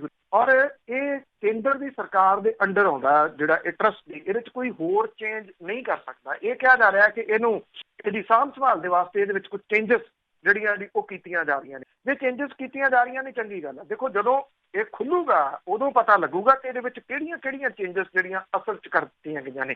ਹੁਣ ਇਹਦੇ ਟਿਕਟ ਲਾਉਣ ਦਾ ਵਿਰੋਧ ਜਿਹੜਾ ਜੀ ਉਹ ਕੀਤਾ ਜਾ ਰਿਹਾ। ਜਿਹੜੇ ਤਰਲੋਚਨ ਸਿੰਘ ਹੋਰੀ ਨੇ ਉਹ ਇਹ ਗੱਲ ਕਹਿੰਦੇ ਆ ਕਿ ਇੱਥੇ ਟਿਕਟ ਲਾਉਣ ਦਾ ਕੋਈ ਫੈਸਲਾ ਜਿਹੜਾ ਜੀ ਉਹ ਨਹੀਂ ਹੋਇਆ। ਜੇ ਨਹੀਂ ਹੋਇਆ ਤੇ ਇਹ ਈ ਟਿਕਟ ਦੇ ਵਾਸਤੇ ਬੈਰੀਕੇਡ ਜਿਹੜੇ ਆ ਜੀ ਉਹ ਕਿਉਂ ਲਾਏ ਜਾ ਰਹੇ ਆ। ਕੀ ਇਹ ਐਂਟਰੀ ਮਾਪਣ ਦੇ ਵਾਸਤੇ ਆ, ਫਿਰ ਤਾਂ ਜਿਹੜਾ ਜੀ ਉਹ ਠੀਕ ਹੈ, ਪਰ ਇੰਨਾ ਖਰਚਾ ਤਾਂ ਐਂਟਰੀ ਮਾਪਣ ਦੇ ਵਾਸਤੇ ਨਹੀਂ ਸੀ ਜਿਹੜਾ ਜੀ ਉਹ ਹੋਣਾ। ਹੁਣ ਇਹ ਵੱਡਾ ਜਿਹੜਾ ਜੀ ਉਹ ਸਵਾਲ ਰਹੂਗਾ ਕਿ ਲੋਕਾਂ ਨੂੰ ਸੁਚੇਤ ਜਿਹੜਾ ਜੀ ਇਸ ਮਾਮਲੇ 'ਚ ਹੋਣਾ ਪਊਗਾ। ਪਤਾ ਨਹੀਂ ਕਿੰਨੇ ਕੁ ਸੁਚੇਤ ਹੋਣਗੇ ਜਾਂ ਨਹੀਂ। ਜੇ ਕਿਸੇ ਨੇ ਜਲਿਆਂਵਾਲਾ ਬਾਗ ਜਿਹੜਾ ਜੀ ਉਹ ਦੇਖਿਆ ਪਿਛਲੇ ਕੁਝ ਸਾਲਾਂ ਦੇ ਦੌਰਾਨ, ਤਾਂ ਉੱਥੇ ਲੋਕਾਂ ਦਾ ਮੂਰਖਪੁਣਾ ਵੀ ਜਿਹੜਾ ਜੀ ਉਹ ਸਿਰ ਚੜ੍ਹ ਕੇ ਬੋਲਦਾ। ਜਿਹੜੀਆਂ ਅਹਿਮ ਥਾਵਾਂ ਨੇ ਉੱਥੇ ਆਪਣੇ ਨਾਮ ਜਿਹੜੇ ਆ ਜੀ ਉਹ ਲਿਖੇ ਹੋਏ ਆ, ਉੱਥੇ ਨਾਮ ਆਪਣੇ ਉੱਕਰੇ ਹੋਏ ਆ ਲੋਕਾਂ ਨੇ, ਫਲਾਨਾ ਫਲਾਨਾ, ਦੋ ਨਾਮ, ਤਿੰਨ ਨਾਮ ਜਿਵੇਂ ਇਹ ਲਿਖਦੇ ਨੇ ਜੀ। ਉਹਨਾਂ ਨੂੰ ਇਹ ਸਮਝ ਹੀ ਨਹੀਂ ਗਈ ਕਿ ਇਹ ਕਿਹੋ ਜਿਹੀ ਜਿਹੜੀ ਜੀ ਉਹ ਜਗ੍ਹਾ ਹੈ। ਸੋ ਇਹ ਖੁੱਲਣ ਵਾਲਾ ਜੀ ਅਗਸਤ ਮਹੀਨੇ ਦੇ ਵਿੱਚ ਇਹਦੇ ਖੁੱਲਣ ਦੇ ਚਾਂਸਸ ਨੇ। ਫੇਰ ਹੀ ਪਤਾ ਲੱਗੂਗਾ ਜੀ ਕਿ ਕਿਹੋ ਜਿਹੀਆਂ ਚੇਂਜਸ ਅੰਦਰ ਕਰ ਦਿੱਤੀਆਂ ਗਈਆਂ, ਪਰ ਮੂਰਤੀਆਂ ਜਿਹੜੀਆਂ ਸੀਗੀਆਂ ਜੀ ਉਹ ਹਟਾ ਦਿੱਤੀਆਂ ਗਈਆਂ। ਇੰਨਾ ਕੁ ਜਿਹੜਾ ਜੀ ਉਹ ਕਨਫਰਮ ਜੀ। ਤੇ ਅਖੀਰ ਦੇ ਵਿੱਚ ਗੱਲ ਕਰਦੇ ਹਾਂ ਰਾਹੁਲ ਗਾਂਧੀ ਦੀ। ਉਸ ਵੱਲੋਂ ਮੋਦੀ ਦੇ ਉੱਤੇ ਹਮਲੇ ਜਾਰੀ ਹੈ। ਤੇ ਸਰੋਤੇ ਤੁਸੀਂ ਵੀ ਕਾਲ ਕਰ ਸਕਦੇ ਹੋ। ਇੱਕ ਬ੍ਰੇਕ ਲਵਾਂਗੇ, ਬ੍ਰੇਕ ਤੋਂ ਬਾਅਦ ਜੀ। ਬਿਲਕੁਲ ਜੀ। ਐਕਚੁਅਲੀ ਕੀ ਆ ਕਿ ਜਿਹੜਾ ਰਾਹੁਲ ਗਾਂਧੀ ਆ ਜੀ ਉਹ ਹਮਲੇ ਤਾਂ ਨਿਰੰਤਰ ਕਰ ਰਹੇ ਆ, ਪਰ ਇਹਦਾ ਜਿਹੜਾ ਜੀ ਦੂਜਾ ਪੱਖ ਇਹ ਆ ਕਿ ਉਹਦੀ ਕੋਈ ਗੱਲ ਨੂੰ ਸੀਰੀਅਸ ਨਹੀਂ ਜਿਹੜਾ ਜੀ ਉਹ ਸੁਣ ਰਿਹਾ। ਈਵਨ ਜਿਹੜੀ ਕਾਂਗਰਸ ਹੈ ਉਹ ਤਾਂ ਪਾਟੋ ਧਾੜ ਜਿਹੜੀ ਜੀ ਉਹ ਹੋਈ ਪਈ ਹੈ ਰਾਜਸਥਾਨ ਵਾਲੇ ਮਸਲੇ ਦੇ ਉੱਤੇ। ਰਾਜਸਥਾਨ ਵਾਲਾ ਜਿਹੜਾ ਮਾਮਲਾ ਹੈ ਉਹ ਹਾਈ ਕਮਾਂਡ ਦਾ ਜਿਹੜਾ ਜੀ ਉਹ ਮਾਮਲਾ ਬਣਿਆ ਪਿਆ ਤੇ ਉੱਥੇ ਕਮਾਂਡ ਜਿਹੜੀ ਹੈ ਜੀ ਉਹ ਕਿਹਦੀ ਹੋਵੇ। ਰਾਹੁਲ ਗਾਂਧੀ ਨੇ ਫੇਰ ਨਿਸ਼ਾਨਾ ਜਿਹੜਾ ਜੀ ਉਹ ਸਾਧਿਆ, ਇਹ ਗੱਲ ਕਹੀ ਆ ਕਿ ਲੱਦਾਖ ਦੇ ਵਿੱਚ ਚੀਨ ਨਾਲ ਤਲਖੀ ਦੇ ਦਰਮਿਆਨ ਉਹਨੇ ਇਹ ਕਿਹਾ ਕਿ ਪੀਕਿੰਗ ਜਿਹੜਾ ਹੈ ਜੀ ਰਾਜਧਾਨੀ ਜਿਹੜੀ ਚੀਨ ਦੀ, ਉਹ ਪ੍ਰਧਾਨ ਮੰਤਰੀ ਨਰਿੰਦਰ ਮੋਦੀ ਤੇ ਦਬਾਅ ਬਣਾਉਣ ਲਈ ਉਹਨਾਂ ਦੇ 56 ਇੰਚ ਵਾਲੇ ਅਕਸ ਦੇ ਉੱਤੇ ਹਮਲਾ ਕਰ ਰਿਹਾ ਤੇ ਪ੍ਰਧਾਨ ਮੰਤਰੀ ਦਬਾਅ ਦੇ ਹੇਠ ਆ ਕੇ ਆਪਣੀ ਦਿੱਖ ਬਚਾਉਣ ਦੀਆਂ ਕੋਸ਼ਿਸ਼ਾਂ ਕਰ ਰਹੇ। ਰਾਹੁਲ ਗਾਂਧੀ ਨੇ ਜਿਹੜਾ ਜੀ ਉਹ ਸਵਾਲ ਕੀਤਾ ਕਿ ਕੀ ਪ੍ਰਧਾਨ ਮੰਤਰੀ ਸਪਸ਼ਟ ਕਰਨਗੇ ਕਿ ਉਹਨਾਂ ਨੂੰ ਆਪਣੇ ਅਕਸ ਫਿਕਰ ਨਹੀਂ ਤੇ ਕੀ ਉਹ ਚੀਨ ਚੁਣੌਤੀ ਨੂੰ ਸਵੀਕਾਰ ਕਰਦੇ ਆ। ਇੱਕ ਵੀਡੀਓ ਜਾਰੀ ਕਰਕੇ ਰਾਹੁਲ ਗਾਂਧੀ ਨੇ ਇਹ ਗੱਲ ਕਹੀ ਹੈ ਕਿ ਚੀਨ ਦੇ ਨਾਲ ਮੌਜੂਦਾ ਵਿਵਾਦ ਬਾਰੇ ਇਹ ਆਮ ਜਿਹਾ ਸਰਹੱਦੀ ਵਿਵਾਦ ਨਹੀਂ ਹੈ, ਸਗੋਂ ਚਾਈਨੀਜ਼ ਫੌਜ ਸਾਡੇ ਇਲਾਕੇ 'ਚ ਬੈਠੀ ਆ। ਉਹਨਾਂ ਇਹ ਗੱਲ ਕਹੀ ਹੈ ਕਿ ਚੀਨ ਸੋਚੇ ਸਮਝੇ ਬਿਨਾਂ ਰਣਨੀਤਿਕ ਤੌਰ ਦੇ ਉੱਤੇ ਕੋਈ ਕਦਮ ਨਹੀਂ ਉਠਾਉਂਦਾ। ਚੀਨ ਦੇ ਦਿਮਾਗ 'ਚ ਸੰਸਾਰ ਦਾ ਨਕਸ਼ਾ ਖਿੱਚਿਆ ਹੋਇਆ ਜਿਹਨੂੰ ਉਹ ਆਪਣੇ ਹਿਸਾਬ ਦੇ ਨਾਲ ਆਕਾਰ ਦੇਣ ਦੀ ਕੋਸ਼ਿਸ਼ ਜਿਹੜੀ ਜੀ ਉਹ ਕਰ ਰਿਹਾ। ਰਾਹੁਲ ਗਾਂਧੀ ਨੇ ਇਸ ਵੀਡੀਓ 'ਚ ਕਿਹਾ ਕਿ ਚੀਨ ਮੋਦੀ ਨੂੰ ਸਮਝਾਉਣ ਦੀ ਕੋਸ਼ਿਸ਼ ਕਰ ਰਿਹਾ ਕਿ ਜੇ ਉਹਨਾਂ ਦੇ ਆਖੇ ਮੁਤਾਬਕ ਚੱਲੇ ਨਹੀਂ ਤਾਂ ਉਹ ਨਰਿੰਦਰ ਮੋਦੀ ਦੇ ਮਜ਼ਬੂਤ ਆਗੂ ਦੇ ਅਕਸ ਨੂੰ ਤਹਿਸ ਨਹਿਸ ਕਰ ਦੇਊਗਾ। ਇਹਦੇ ਉੱਤੇ ਜਿਹੜਾ ਭਾਜਪਾ ਦਾ ਪ੍ਰਧਾਨ ਹੈ JP ਨੱਡਾ, ਉਹਨਾਂ ਨੇ ਇਹ ਗੱਲ ਕਹੀ ਹੈ ਕਿ ਰਾਹੁਲ ਗਾਂਧੀ ਤੱਥਾਂ 'ਚ ਕਮਜ਼ੋਰ ਤੇ ਚਿੱਕੜ ਉਛਾਲਣ 'ਚ ਮਜ਼ਬੂਤ ਬਿਆਨ ਦੇ ਕੇ ਵਿਦੇਸ਼ ਨੀਤੀ ਦੇ ਮੁੱਦਿਆਂ ਦਾ ਸਿਆਸੀਕਰਨ ਕਰਨ ਦੀ ਕੋਸ਼ਿਸ਼ ਜਿਹੜਾ ਵੀ ਉਹ ਕਰ ਰਿਹਾ। ਉਹ ਕਿਹੜੀ ਵਿਦੇਸ਼ ਨੀਤੀ, ਇਹ ਤਾਂ ਜਿਹੜਾ ਵੀ ਉਹ ਪਤਾ ਨਹੀਂ। ਲੋਕਾਂ ਨੂੰ ਤਾਂ ਪਿਛਲੀ ਟਰਮ ਦੇ ਵਿੱਚ ਇਹ ਵੀ ਨਹੀਂ ਪਤਾ ਲੱਗਿਆ ਕਿ ਵਿਦੇਸ਼ ਮੰਤਰੀ ਕੌਣ ਨੇ, ਪਤਾ ਹੁਣ ਵੀ ਨਹੀਂ ਗਾ ਬਹੁਤੇ ਲੋਕਾਂ ਨੂੰ, ਕਿਉਂਕਿ 2-3 ਬੰਦੇ ਹੀ ਹੈਗੇ ਨੇ ਜਿਹੜੇ ਵੀ ਸਾਰਾ ਕੁਝ ਚਲਾ ਰਹੇ ਨੇ। ਜਿਸ ਤਰੀਕੇ ਨਾਲ ਚਲਾ ਰਹੇ ਨੇ ਉਹ ਵੀ ਕਿਸੇ ਤੋਂ ਜਿਹੜਾ ਜੀ ਉਹ ਲੁਕਿਆ ਛਿਪਿਆ ਨਹੀਂ ਜੀ। ਸਰੋਤਿਆਂ ਨੇ ਅਸੀਂ ਇੱਕ ਛੋਟੀ ਜਿਹੀ ਬ੍ਰੇਕ ਤੋਂ ਬਾਅਦ ਤੁਹਾਡਾ ਜੇ ਕੋਈ ਸਵਾਲ ਆ ਤੁਸੀਂ ਕਰ ਸਕੋਗੇ 4082725200। ਮੁੜਦੇ ਵਾਪਸ ਇੱਕ ਬ੍ਰੇਕ ਤੋਂ।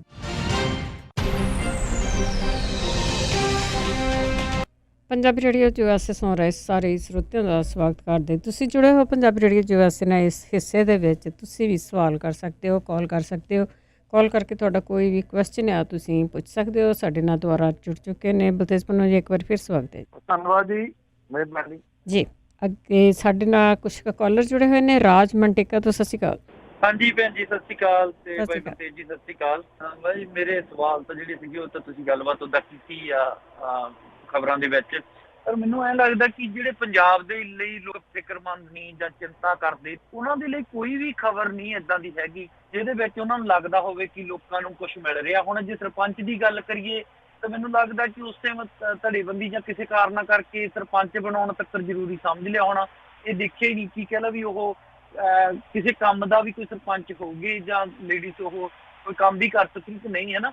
ਪਰ ਦੂਸਰੀ ਗੱਲ ਜੇ ਹੁਣ ਮੂਸੇਵਾਲੇ ਦੀ ਕਰੀਏ ਜਾਂ ਜਿਹੜੀ ਸਰਕਾਰ ਦੇ ਕੀਤੇ ਆਰਡੀਨੈਂਸ ਜਾਰੀ ਆ, ਕਿਸਾਨਾਂ ਨੇ ਚਲੋ ਠੀਕ ਹੈ ਕੀਤਾ, ਪਰ ਦਬਾਬੇ ਤੇ ਮਾਝੇ ਦੇ ਵਿੱਚੋਂ ਬਿਲਕੁਲ ਮੈਨੂੰ ਨਹੀਂ ਲੱਗਦਾ ਕਿ ਸਪੋਰਟ ਕਰਨ ਰਹੇ ਆ। ਮਾਲਵੇ ਵਾਲੇ ਫਿਰ ਵੀ ਇਸ ਗੱਲ 'ਚ ਨੰਬਰ ਲੈ ਜਾਂਦੇ ਕਿ ਐਜੂਕੇਸ਼ਨ ਕਰਦੇ ਆ ਜਾਂ ਜੋ ਵੀ ਆ, ਪਰ ਇਹਦੇ ਵਿੱਚ ਜੇ ਇਹ ਕਿਉਂ ਨਹੀਂ ਸਰਕਾਰ ਸੋਚ ਲਈ ਬਿਲਕੁਲ ਹੀ ਦਿਮਾਗ ਤੋਂ ਪੈਦਲ ਕਿਉਂ ਨੇ ਕਿ ਜੇ $100 ਜਾਂ $100-200 ਰੁਪਈਆ 87 ਕੁਆਂਟਲ ਪਿੱਛੇ ਵੀ ਉਹਨਾਂ ਨੂੰ ਬਾਹਰੋਂ ਫਸਲ ਜਿਹੜੀ ਉਹ ਕਣਕ ਮਿਲ ਜੂਗੀ, ਪਰ ਉਹ ਸਰਕੂਲੇਟ ਤਾਂ ਨਹੀਂ ਹੋਊਗਾ ਨਾ। ਉਹ ਜਿਹੜਾ ਪੈਸਾ ਆ ਉਹ ਇਕਨੋਮੀ ਦਾ ਕੰਟਰੀ ਦਾ ਬਾਹਰ ਜਾਊਗਾ ਹਨਾ। ਤੇ ਜੇ ਆਪਣੇ ਕਿਸਾਨਾਂ ਨੂੰ ਉਹ ਦਿੰਦੇ ਆ ਤੇ ਉਹਦੇ ਕਮ ਸੇ ਕਮ ਸਰਕੂਲੇਟ ਤਾਂ ਹੋਊਗਾ ਨਾ ਕੰਟਰੀ ਦੇ ਵਿੱਚ, ਟੈਕਸ ਦੇ ਰੂਪ ਦੇ ਵਿੱਚ ਉਹ ਵਾਪਸ ਆਊਗਾ। ਇਹ ਜਾਂ ਤਾਂ ਆਪਣੇ ਢਿੱਡ ਦੇ ਵਿੱਚ ਪੈਣ ਡਿਆ, ਜਾਂ ਫਿਰ ਕਹਿ ਲਾ ਵੀ ਬਿਲਕੁਲ ਹੀ ਦਿਮਾਗ ਨਹੀਂ ਇਹਨਾਂ ਦੇ ਕੰਮ ਕਰਦੇ ਕਿ ਆਪਣੀ ਲਾਲਸਾ ਦੇ ਕਰਕੇ ਕੰਮ ਕਰਨ ਡਏ ਆ। ਦੂਸਰਾ, ਮੂਸੇਵਾਲੇ ਦੀ ਜੇ ਗੱਲ ਕਰੀਏ, ਉਹਨੇ ਜੋ ਗਾਣਾ ਗਾਇਆ ਇਹ ਸ਼ਾਇਦ ਜਿਵੇਂ ਤੁਸੀਂ ਕਹਿ ਚੁੱਕੇ ਕਿ ਦੱਤ ਸਾਹਿਬ ਦੀ ਨਹੀਂ ਉਹਨੀ ਦੇਖੀ ਜ਼ਿੰਦਗੀ ਕਿ ਉਹਨਾਂ ਨੂੰ ਕਿਵੇਂ ਗੱਡੀਆਂ ਚੋਂ ਕੱਢ ਕੇ ਪੈਦਲ ਯਾਤਰਾ ਤੱਕ ਮਜਬੂਰ ਹੋ ਗਿਆ ਸੀਗੇ ਇਸ ਕੇਸ ਲਈ। ਤੇ ਸੰਜੇ ਦੱਤ ਹਜੇ ਵੀ ਥੱਲੇ ਫਰਸ਼ ਤੇ ਸੌਂਦਾ, ਯਾਦ ਨਹੀਂ ਉਹ ਭੁਲਾ ਰਿਹਾ ਕਿ ਉਹਨੇ ਸਿੱਖਿਆ ਕੁਛ ਨਾ। ਤੇ ਪਰ ਮੈਨੂੰ ਲੱਗਦਾ ਇੱਕ ਇਸ ਗੀਤ ਕਰਕੇ ਥੋੜੀ ਜਿਹੀ ਗੱਲ ਜਿਹੜੀ ਮੈਨੂੰ ਪਰਸਨਲ ਤੌਰ ਤੇ ਲੱਗਦਾ ਕਿ ਇੱਕ ਗੱਲ ਚੰਗੀ ਵੀ ਹੋਈ ਕਿ ਉਹਨੇ ਇਸ ਪੁਲਿਸ ਦੇ ਮੂੰਹ ਦੇ ਉੱਤੇ ਇੱਕ ਕਰਾਰੀ ਚਪੇੜ ਮਾਰੀ ਆ ਕਿ ਬਚਾਓ ਮੈਨੂੰ, ਜਿਵੇਂ ਬਚਾਉਣਾ ਮੇਰੇ ਲਈ ਝੂਠ ਵੀ ਬੋਲ ਲਓ ਅਦਾਲਤਾਂ 'ਚ, ਪਰ ਮੈਂ ਤਾਂ ਐਂ ਹੀ ਕਰੂੰਗਾ। ਕੀ ਕਹੂੰਗੇ? Thank you. ਦੇਖੋ ਐਕਚੁਅਲੀ ਕੀ ਹੈ, ਦੇਖੋ ਇਹ ਨਹੀਂ ਹੈਗਾ ਕਿ ਲੋਕ ਸੰਘਰਸ਼ ਕਰਨੋਂ ਹਟ ਗਏ। ਲੋਕ ਤਿਆਰ ਰਹਿੰਦੇ ਆ ਸੰਘਰਸ਼ ਲਈ, ਪਰ ਧੋਖੇ ਬੜੇ ਹੋਏ ਆ ਜੀ। ਜਿਹੜੇ ਲੀਡਰ ਸਾਡੇ ਨਿਕੰਮੇ ਜਿਹੜਾ ਦੀ ਉਹ ਨਿਕਲੇ। ਹੁਣ ਕਿਸੇ ਨੂੰ ਭੁੱਲ ਆ ਕਿ ਅਜਮੇਰ ਸਿੰਘ ਲੱਖੋਵਾਲ ਵਰਗੇ ਬੰਦੇ ਕਿੱਡੀਆਂ ਕਿੱਡੀਆਂ ਚੇਅਰਮੈਨੀਆਂ ਜਿਹੜੀਆਂ ਦੀ ਉਹ ਹੰਢਾ ਗਏ, ਲਾਲ ਬੱਤੀ ਵਾਲੀਆਂ ਗੱਡੀਆਂ ਚਲਾ ਗਏ, ਜ਼ਮੀਨਾਂ ਬਣਾ ਗਏ, ਜਾਇਦਾਦਾਂ ਮੋਟੀਆਂ ਜਿਹੜੀਆਂ ਦੀ ਉਹ ਬਣਾ ਗਏ। ਹੁਣ ਇਹਦੇ ਵਿੱਚ ਕਿਸਾਨਾਂ ਦਾ ਵਿਚਾਰਿਆਂ ਦਾ ਕੀ ਕਸੂਰ? ਉਹ ਤਾਂ ਕਿਸੇ ਨਾ ਕਿਸੇ ਦੇ ਉੱਤੇ ਤਾਂ ਭਰੋਸਾ ਕਰਦੇ ਆ, ਚਾਹੇ ਕਿਤੋਂ ਦੇ ਵੀ ਕਿਸਾਨ ਆ। ਤੁਸੀਂ ਗੱਲ ਕੀਤੀ ਖਾਸ ਖਿੱਤੇ ਦੀ ਵੀ, ਦੁਆਬਾ ਜਾਂ ਮਾਝਾ ਜਿਹੜਾ ਦੀ ਉਹ ਸਾਹਮਣੇ ਨਹੀਂ ਆਉਂਦਾ। ਦੇਖੋ ਹਾਲਾਤ ਇਹੋ ਜਿਹੇ ਆ ਕਿ ਬਿਨਾਂ ਸੰਘਰਸ਼ ਤੋਂ ਕੁਛ ਨਹੀਂ ਜਿਹੜਾ ਦੀ ਉਹ ਹੋਣਾ। ਜਾਂ ਤਾਂ ਮਰੋਗੇ ਜਾਂ ਸੰਘਰਸ਼ ਕਰੋ, ਇੱਕੋ ਹੀ ਗੱਲ ਜਿਹੜੀ ਦੀ ਹੋਣੀ ਹੈ। ਕਰਨਾ ਤਾਂ ਪੈਣਾ ਜਿਹੜਾ ਦੀ ਉਸ ਸੰਘਰਸ਼ ਕਿਸਾਨਾਂ ਨੂੰ ਕਿਸੇ ਨਾ ਕਿਸੇ ਰੂਪ। ਮੇਰਾ ਖਿਆਲ ਇਸ ਟਾਈਮ ਲੀਡਰ ਲੱਭਣ ਦੀ ਜਗ੍ਹਾ ਦੇ ਉੱਤੇ ਲੀਡਰ ਬਣਨ ਦੀ ਜਿਹੜੀ ਦੀ ਉਹ ਲੋੜ ਹੈ। ਤੇ ਇਹ ਕਿਉਂ ਕਿਹਾ ਜਾਵੇ ਕਿ ਲੀਡਰ ਜਿਹੜੇ ਨੇ ਉਹ ਸਾਡੇ ਕੋਲ ਹੈ ਨਹੀਂ। ਹੁਣ ਕਿਸੇ ਨਾ ਕਿਸੇ ਨੂੰ ਤਾਂ ਲੀਡਰ ਜਿਹੜਾ ਦੀ ਉਹ ਬਣਨਾ ਪਊਗਾ, ਮੂਹਰੇ ਜਿਹੜਾ ਦੀ ਉਹ ਲੱਗਣਾ ਪਊਗਾ। ਲੋਕ ਵਿਸ਼ਵਾਸ ਕਰਨਗੇ, ਇੱਦਾਂ ਦੀ ਗੱਲ ਨਹੀਂ ਹੈ। ਉਹਨਾਂ ਨੂੰ ਵਿਸ਼ਵਾਸ ਕਰਾਉਣ ਦੇ ਵਾਸਤੇ ਕੁਝ ਚੀਜ਼ਾਂ ਜਿਹੜੀਆਂ ਦੀ ਉਹ ਤੁਹਾਨੂੰ ਕਰਕੇ ਦੱਸਣੀਆਂ ਪੈਣਗੀਆਂ ਕਿ ਆਹ ਦੇਖੋ ਜੀ ਅਸੀਂ ਕਰਕੇ ਜਿਹੜੀਆਂ ਉਹ ਦਿੱਤੀਆਂ ਨੇ। ਵਿਕਾਊ ਮਾਲ ਬਹੁਤ ਹੋ ਗਿਆ ਜੀ, ਵਿਕਾਊ ਮਾਲ ਹੋ ਗਿਆ ਜੀ। ਸਰਕਾਰਾਂ ਖਰੀਦ ਲੈਂਦੀਆਂ, ਸਰਕਾਰਾਂ ਡਰਾ ਲੈਂਦੀਆਂ ਨੇ ਜਿਹੜਾ ਦੀ, ਜਿਹਦੇ ਕਰਕੇ ਮੌਜੂਦਾ ਸਥਿਤੀ ਕਿਸਾਨਾਂ ਦੀ ਆਈ ਆ। ਪਰ ਮੈਂ ਫਿਰ ਕਹੂੰਗਾ ਕਿ ਆਹ ਜਿਹੜਾ ਕੱਲ੍ਹ ਜਿਸ ਕਿਸਮ ਦੇ ਨਾਲ ਐਜੀਟੇਸ਼ਨ, ਜਿਸ ਸਿਸਟਮੈਟਿਕਲੀ ਇਹ ਐਜੀਟੇਸ਼ਨ ਜਿਹੜੀ ਜੀ ਉਹ ਹੋਈ ਆ, ਇਹ ਕਿਤੇ ਨਾ ਕਿਤੇ ਆਸ ਬਣਾਉਂਦੀ ਹੈ ਕਿ ਅੱਗੋਂ ਜਿਹੜਾ ਦੀ ਯੂਨਾਈਟ ਹੋ ਕੇ ਕਿਸਾਨ ਇਹਦਾ ਵਿਰੋਧ ਕਰ ਸਕਦੇ। ਜਿੱਥੋਂ ਤੱਕ ਮੂਸੇਵਾਲੇ ਦੀ ਜਿਹੜੀ ਦੀ ਉਹ ਗੱਲ ਹੈ, ਆਈ ਥਿੰਕ ਜੇ ਅੱਜ ਦੀ ਨਾ ਪੰਜਾਬ ਪੁਲਿਸ ਜਿਹੜੀ ਦੀ ਉਹ ਸਮਝੀ, ਮੈਂ ਉਹ ਲਫ਼ਜ਼ ਨਹੀਂ ਵਰਤਣਾ ਜਿਹੜਾ ਦੀ ਉਹ ਚਾਹੁੰਦਾ, ਜਿਹੜਾ ਕਿ ਏਅਰ ਦੇ ਉੱਤੇ ਉਹ ਚੰਗਾ ਨਹੀਂ ਲੱਗਦਾ, ਭੱਦਾ ਲਫ਼ਜ਼ ਆ ਕਿ ਉਹ ਕੀ ਕਰ ਰਿਹਾ ਸਿਸਟਮ ਦੇ ਮੂੰਹ ਦੇ ਉੱਤੇ। ਉਹ ਕੁਛ ਜਿਹੜਾ ਦੀ ਉਹ ਕਰ ਰਿਹਾ, ਉਹ ਚੈਲੰਜ ਕਰ ਰਿਹਾ ਬਾਰ-ਬਾਰ। ਪਰ ਇਹ ਵੀ ਆ, ਪੁਲਿਸ ਕਿਸੇ ਦੀ ਸਕੀ ਨਹੀਂ ਹੁੰਦੀ। ਇਹ ਨਹੀਂ ਭੁੱਲਣਾ ਜਿਹੜਾ ਦੀ ਉਹ ਚਾਹੀਦਾ ਕਿ ਇਹ ਉਨੀ ਕੁ ਦੇਰ ਤੱਕ ਜਿਹੜਾ ਦੀ ਉਹ ਸ਼ਹਿ ਉਹਨੂੰ ਦਊਗੀ ਜਿੰਨੀ ਕੁ ਦੇਰ ਤੱਕ ਉਹਨਾਂ ਦਾ ਕੰਮ ਜਿਹੜਾ ਦੀ ਉਹ ਚੱਲਦਾ। ਤੇ ਜਦੋਂ ਉਹ ਦੂਜੇ ਪਾਸੇ ਨੂੰ ਜਿਹੜਾ ਦੀ ਤੁਰ ਪਏ, ਫਿਰ ਜਿਹੜੇ ਜਿਨ੍ਹਾਂ ਦੀ ਇਹ ਸ਼ਹਿਰ ਦੇ ਉੱਤੇ ਬੋਲ ਰਿਹਾ ਨਾ, ਉਹਨਾਂ ਨੇ ਕਿਸੇ ਨੇ ਨਹੀਂ ਜਿਹੜੀ ਦੀ ਕਰਨੀ। ਆਪਾਂ ਬੜੇ ਵੱਡੇ ਵੱਡੇ ਮਾਮਲੇ ਜਿਹੜੇ ਉਹ ਦੇਖਿਆ, ਇਹ ਤਾਂ ਐਵੇਂ ਚੀਜ਼ ਹੀ ਬਹੁਤ ਜਿਹੜੀ ਉਹ ਛੋਟੀ ਜੀ ਆ। ਆਸਾਰਾਮ ਦੇ ਮੂਹਰੇ ਮੁਲਕ ਦੇ ਪ੍ਰਧਾਨ ਮੰਤਰੀ ਤੱਕ ਜਿਹੜੇ ਦੀ ਉਹ ਲੇਲੜੀਆਂ ਕੱਢਦੇ ਝੁਕਦੇ ਹੁੰਦੇ ਸੀਗੇ। ਅੱਜ ਕਿੱਥੇ ਆਸਾਰਾਮ ਦੀ? ਇੱਕ ਇੱਥੇ ਹਰਿਆਣੇ ਦੇ ਵਿੱਚ ਜਿਹੜਾ ਸੀਗਾ ਜੀ ਉਹ ਕਿੱਥੋਂ ਤੱਕ ਉਹਦੇ ਮੂਹਰੇ ਜਾਂਦੇ ਸੀ। ਅੱਜ ਕਿੱਥੇ ਆ? ਸਰਤੇ ਵਾਲਾ ਦੇਖ ਲਓ, ਉਦੋਂ ਵੱਡੀ ਮਿਸਾਲ। 6 ਸੂਬਿਆਂ ਦੇ ਮੁੱਖ ਮੰਤਰੀ ਲਿਟਦੇ ਸੀ ਉਹਦੇ ਮੂਹਰੇ ਜਾ ਕੇ। ਅੱਜ ਕਿੱਥੇ? ਅੱਜ ਕੋਈ ਖੜਾ ਹੋਇਆ? ਇਹ ਵੀ ਮਿਸਾਲਾਂ ਜਿਹੜੀਆਂ ਦੀ ਉਹ ਨਾਲ ਜੀ। ਕੇਸ ਪਵਾ ਕੇ ਕੋਈ ਜੱਟ ਥੋੜੀ ਬਣਦਾ ਜੀ।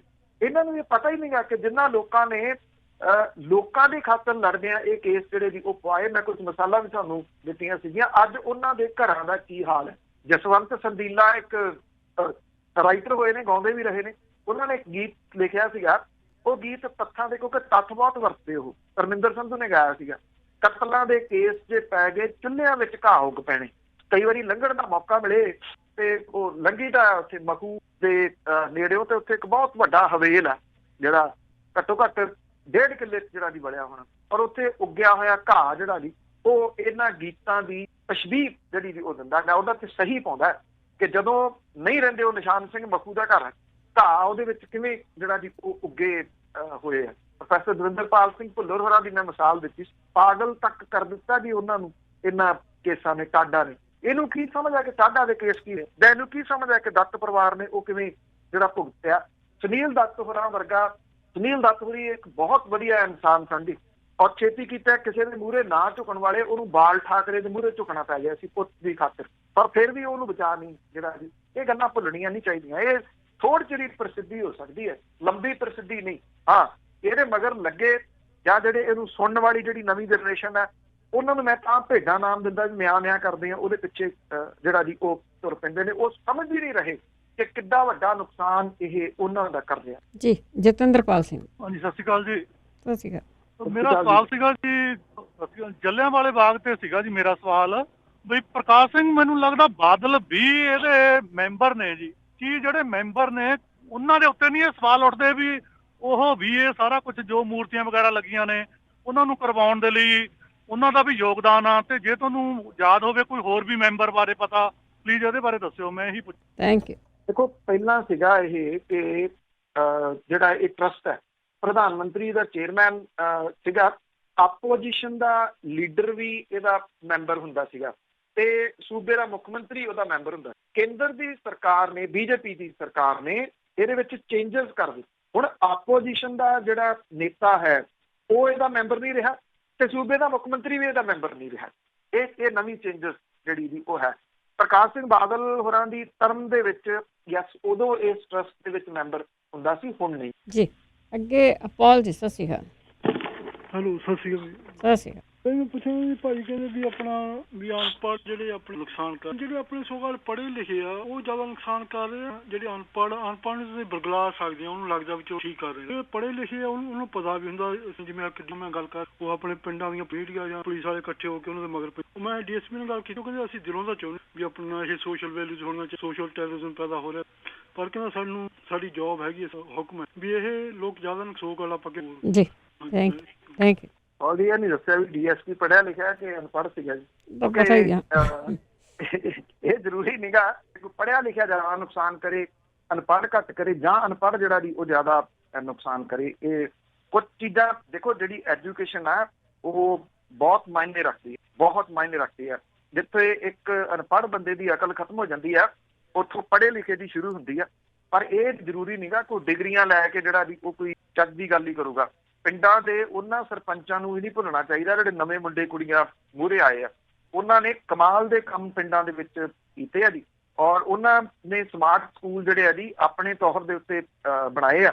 ਔਰ ਇੱਥੇ ਸੰਗਰੂਰ ਡਿਸਟ੍ਰਿਕਟ ਦੇ ਵਿੱਚ ਇੱਕ ਪਿੰਡ ਜਿਹੜਾ ਦੀ ਉਹ ਪੈਂਦਾ, ਉਹ MA ਪੜ੍ਹਿਆ ਹੋਇਆ ਜਿਹੜਾ ਦੀ ਉਹ ਮੁੰਡਾ ਹੈ।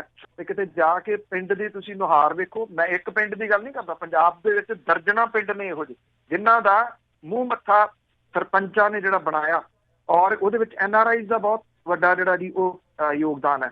ਉਹਨਾਂ ਲੋਕਾਂ ਨੂੰ ਵੀ ਆਪਾਂ ਨਹੀਂ ਭੁੱਲ ਸਕਦੇ। ਪਰ ਮੈਂ ਐਜੂਕੇਸ਼ਨ ਦਾ ਪੁਆਇੰਟ ਉੱਥੋਂ ਉਠਾਇਆ ਸੀਗਾ ਵੀ ਜੇ ਉਸ ਸਰਪੰਚ ਦੇ ਕੋਲੇ ਸਿੱਖੋਵਾਲ ਵਾਲੀ ਜਿਹੜੀ ਉੱਥੇ ਕੋਲੇ ਐਜੂਕੇਸ਼ਨ ਹੁੰਦੀ ਤਾਂ ਕਮ ਸੇ ਕਮ ਉਹ ਪੇਪਰ ਪੜ੍ਹ ਕੇ ਜਿਹੜਾ ਜੀ ਉਹ ਸਾਈਨ ਕਰਦੀ। ਇਸ ਕਰਕੇ ਜਿਹੜੀ ਇਹ ਅਨਪੜ੍ਹਤਾ ਹੈ, ਇਹ ਇੱਕ ਮੈਂ ਸਮਝਦਾ ਹੈ ਕਿ ਤਰੱਕੀ ਦੇ ਰਾਹ ਦੇ ਵਿੱਚ ਬਹੁਤ ਵੱਡਾ ਰੋੜਾ। ਲੋਕ ਆਪਣੇ ਹੱਕਾਂ ਪ੍ਰਤੀ ਜਾਗਰੂਕ ਨਾ ਹੋਣ, ਸਰਕਾਰਾਂ ਇਸ ਕਰਕੇ ਉਹਨਾਂ ਨੂੰ ਅਨਪੜ੍ਹ ਰੱਖਦੀਆਂ ਨੇ। ਪੁਆਇੰਟ ਸਮਝਣ ਦੀ ਕੋਸ਼ਿਸ਼ ਕਰਿਆ ਕਰੋ। ਪਤਾ ਨਹੀਂ ਕਿਹੜੇ DSP ਨਾਲ ਤੁਸੀਂ ਗੱਲ ਕੀਤੀ। ਰਾਜਵਿੰਦਰ ਜੀ, ਸਤਿ ਸ਼੍ਰੀ ਅਕਾਲ। ਹਾਂਜੀ ਭੈਣ ਜੀ, ਸਤਿ ਸ਼੍ਰੀ ਅਕਾਲ। ਪੰਨੂ ਸਾਹਿਬ, ਸਤਿ ਸ਼੍ਰੀ ਅਕਾਲ ਜੀ।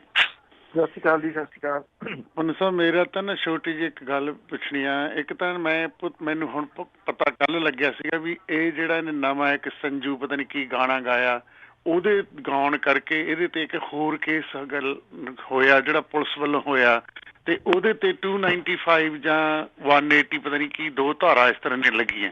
ਇੱਕ ਤਾਂ ਉਹਦੇ ਵਿੱਚ ਇਹ ਜੇ ਉਹ ਧਾਰਾ ਲੱਗਦੀ ਹੈ ਤੇ ਉਹਦੇ ਤੇ ਅਰੈਸਟ ਹੁੰਦੀ ਹੈ। ਇੱਕ ਤਾਂ ਇਹ ਸਵਾਲ ਆ। ਦੂਸਰਾ ਸਵਾਲ, ਅੱਜ ਮੈਂ ਸ਼ਾਮੀ ਹੁਣ 5-6 ਵਜੇ ਦੀਆਂ ਖਬਰਾਂ ਤੋਂ ਬਾਅਦ ਮੈਂ ਸੁਣਦਾ ਸੀਗਾ ਇੱਕ ਆਡੀਓ।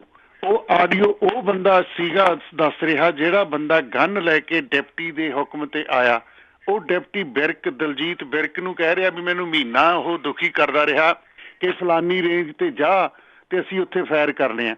ਤੇ ਉਹ ਕਹਿੰਦਾ ਜੀ ਮੈਂ ਅੱਗੋਂ ਉਹਨੂੰ ਹਰ ਵਾਰੀ ਲਾਰਾ ਲਾਉਂਦਾ ਰਿਹਾ ਵੀ ਮੈਂ ਨਹੀਂ ਜਾਣਾ, ਉੱਥੇ ਤਾਂ ਕਰਫਿਊ ਲੱਗਿਆ, ਆਪਾਂ ਕਿਵੇਂ ਕਰਾਂਗੇ। ਛੋਟੀ ਗੱਲ ਕਰਾਂ, ਜਿਹੜਾ ਬੰਦਾ ਉਹਦੇ ਨਾਲ ਫੋਨ ਤੇ ਗੱਲ ਕਰਦਾ ਸੀ, ਫਿਰ ਉਹਨੇ ਐਂਡ ਆਫ ਦਾ ਡੇ ਜਿਹੜੇ ਅੱਧੇ ਘੰਟੇ ਦੀ ਪੌਣੇ ਦੀ ਇਹ ਆਡੀਓ YouTube ਤੇ ਹੈਗੀ ਆ, ਹੁਣ ਉਹਨੇ ਸੱਦਿਆ, ਉਹਨੇ ਕਹਿੰਦਾ ਵੀ ਕੱਲ ਨੂੰ ਮੇਰੇ ਕੋਲੇ ਆ ਕੇ ਆਹੀ ਸਾਰੀਆਂ ਗੱਲਾਂ ਕਹਿ ਦੇ, ਆਪਾਂ ਰਿਟ ਪਾਉਣੀ ਆ। ਜੇ ਤੂੰ ਸੱਚ ਕਹਿ ਦੇਗਾ ਤਾਂ ਤੈਨੂੰ ਜੱਜ ਵੱਲੋਂ ਬਹੁਤ ਫਾਇਦਾ ਹੋ ਜਾਊਗਾ, ਤੇ ਕਿਉਂਕਿ ਗਨ ਤੂੰ ਲੈ ਕੇ ਗਿਆ, AK-47 ਤੇਰੇ ਕੋਲੇ ਸੀ। ਉਹਨੇ ਇਹ ਵੀ ਕਹਿ ਦਿੱਤਾ ਆਡੀਓ ਦੇ ਵਿੱਚ ਵੀ ਅਸੀਂ 50 ਫਾਇਰ ਲੈ ਕੇ ਗਏ ਸੀਗੇ ਤੇ 20 ਚੱਲੇ। ਉਹ ਸਾਰਾ ਕੁਝ ਉਹਨੇ ਦੱਸ ਦਿੱਤਾ ਉਹਦੇ 'ਚ। ਤੇ ਹੁਣ ਉਹ ਜਿਹੜੀ ਆਡੀਓ ਅਜੇ ਤੁਸੀਂ ਸੁਣੀ ਨਹੀਂ ਜਾਂ ਸੁਣ ਲਿਓ, ਉਹਦਾ ਅਸਰ ਹੋਊ। ਉਹ ਬੰਦੇ ਜਿਹੜੇ ਰੈਟ ਪਾਉਣ ਵਾਲੇ ਆ, ਉਹ ਮੈਨੂੰ ਲੱਗਦਾ ਮੋਹਾਲੀ 'ਚ ਉਹਨੇ ਸੱਦਿਆ ਉਹਨੂੰ। ਤੇ ਇਹ ਬੰਦਾ ਜਿਹੜਾ ਰਫਲ ਲੈ ਕੇ ਆਇਆ ਸੀ AK-47, 2 ਵਾਰੀ ਉਹਨੇ ਲੈ ਕੇ ਆਂਦੀ। ਪਹਿਲੇ ਦਿਨ ਉਹਨੇ ਫਾਇਰ ਉੱਥੇ ਚਲਾਉਣੇ ਸੀ ਜਿੱਥੇ ਮਿੱਟੀ ਪੜਦੇ ਸੀ, ਬੜ ਰੁੱਖਾ ਪਤਾ ਨਹੀਂ ਕਿਸ ਪਿੰਡ ਦਾ ਨਾ। ਦੂਸਰੀ ਵਾਰੀ ਫਿਰ ਹੋਰ ਥਾਂ ਚੱਲੇ ਆ। ਉਹਨੇ ਖੁਦ ਕਿਹਾ ਵੀ 4 ਬੰਦਿਆਂ ਨੇ, ਡਿਪਟੀ ਦੇ ਮੁੰਡੇ ਨੇ, ਦਲਜੀਤ ਬਿਰਕ ਦੇ ਮੁੰਡੇ ਨੇ ਵੀ ਚਲਾਏ ਆ। ਇਹ ਮੈਨੂੰ ਥੋੜਾ ਜਿਹਾ ਚਾਨਣਾ ਪਾਓ ਵੀ ਇਹ ਸਹੀ ਆ, ਤੇ ਦੂਜਾ ਵੀ ਉਹਨੂੰ ਅਰੈਸਟ ਹੋ ਸਕਦੀ ਹੈ। Thank you. Thank you.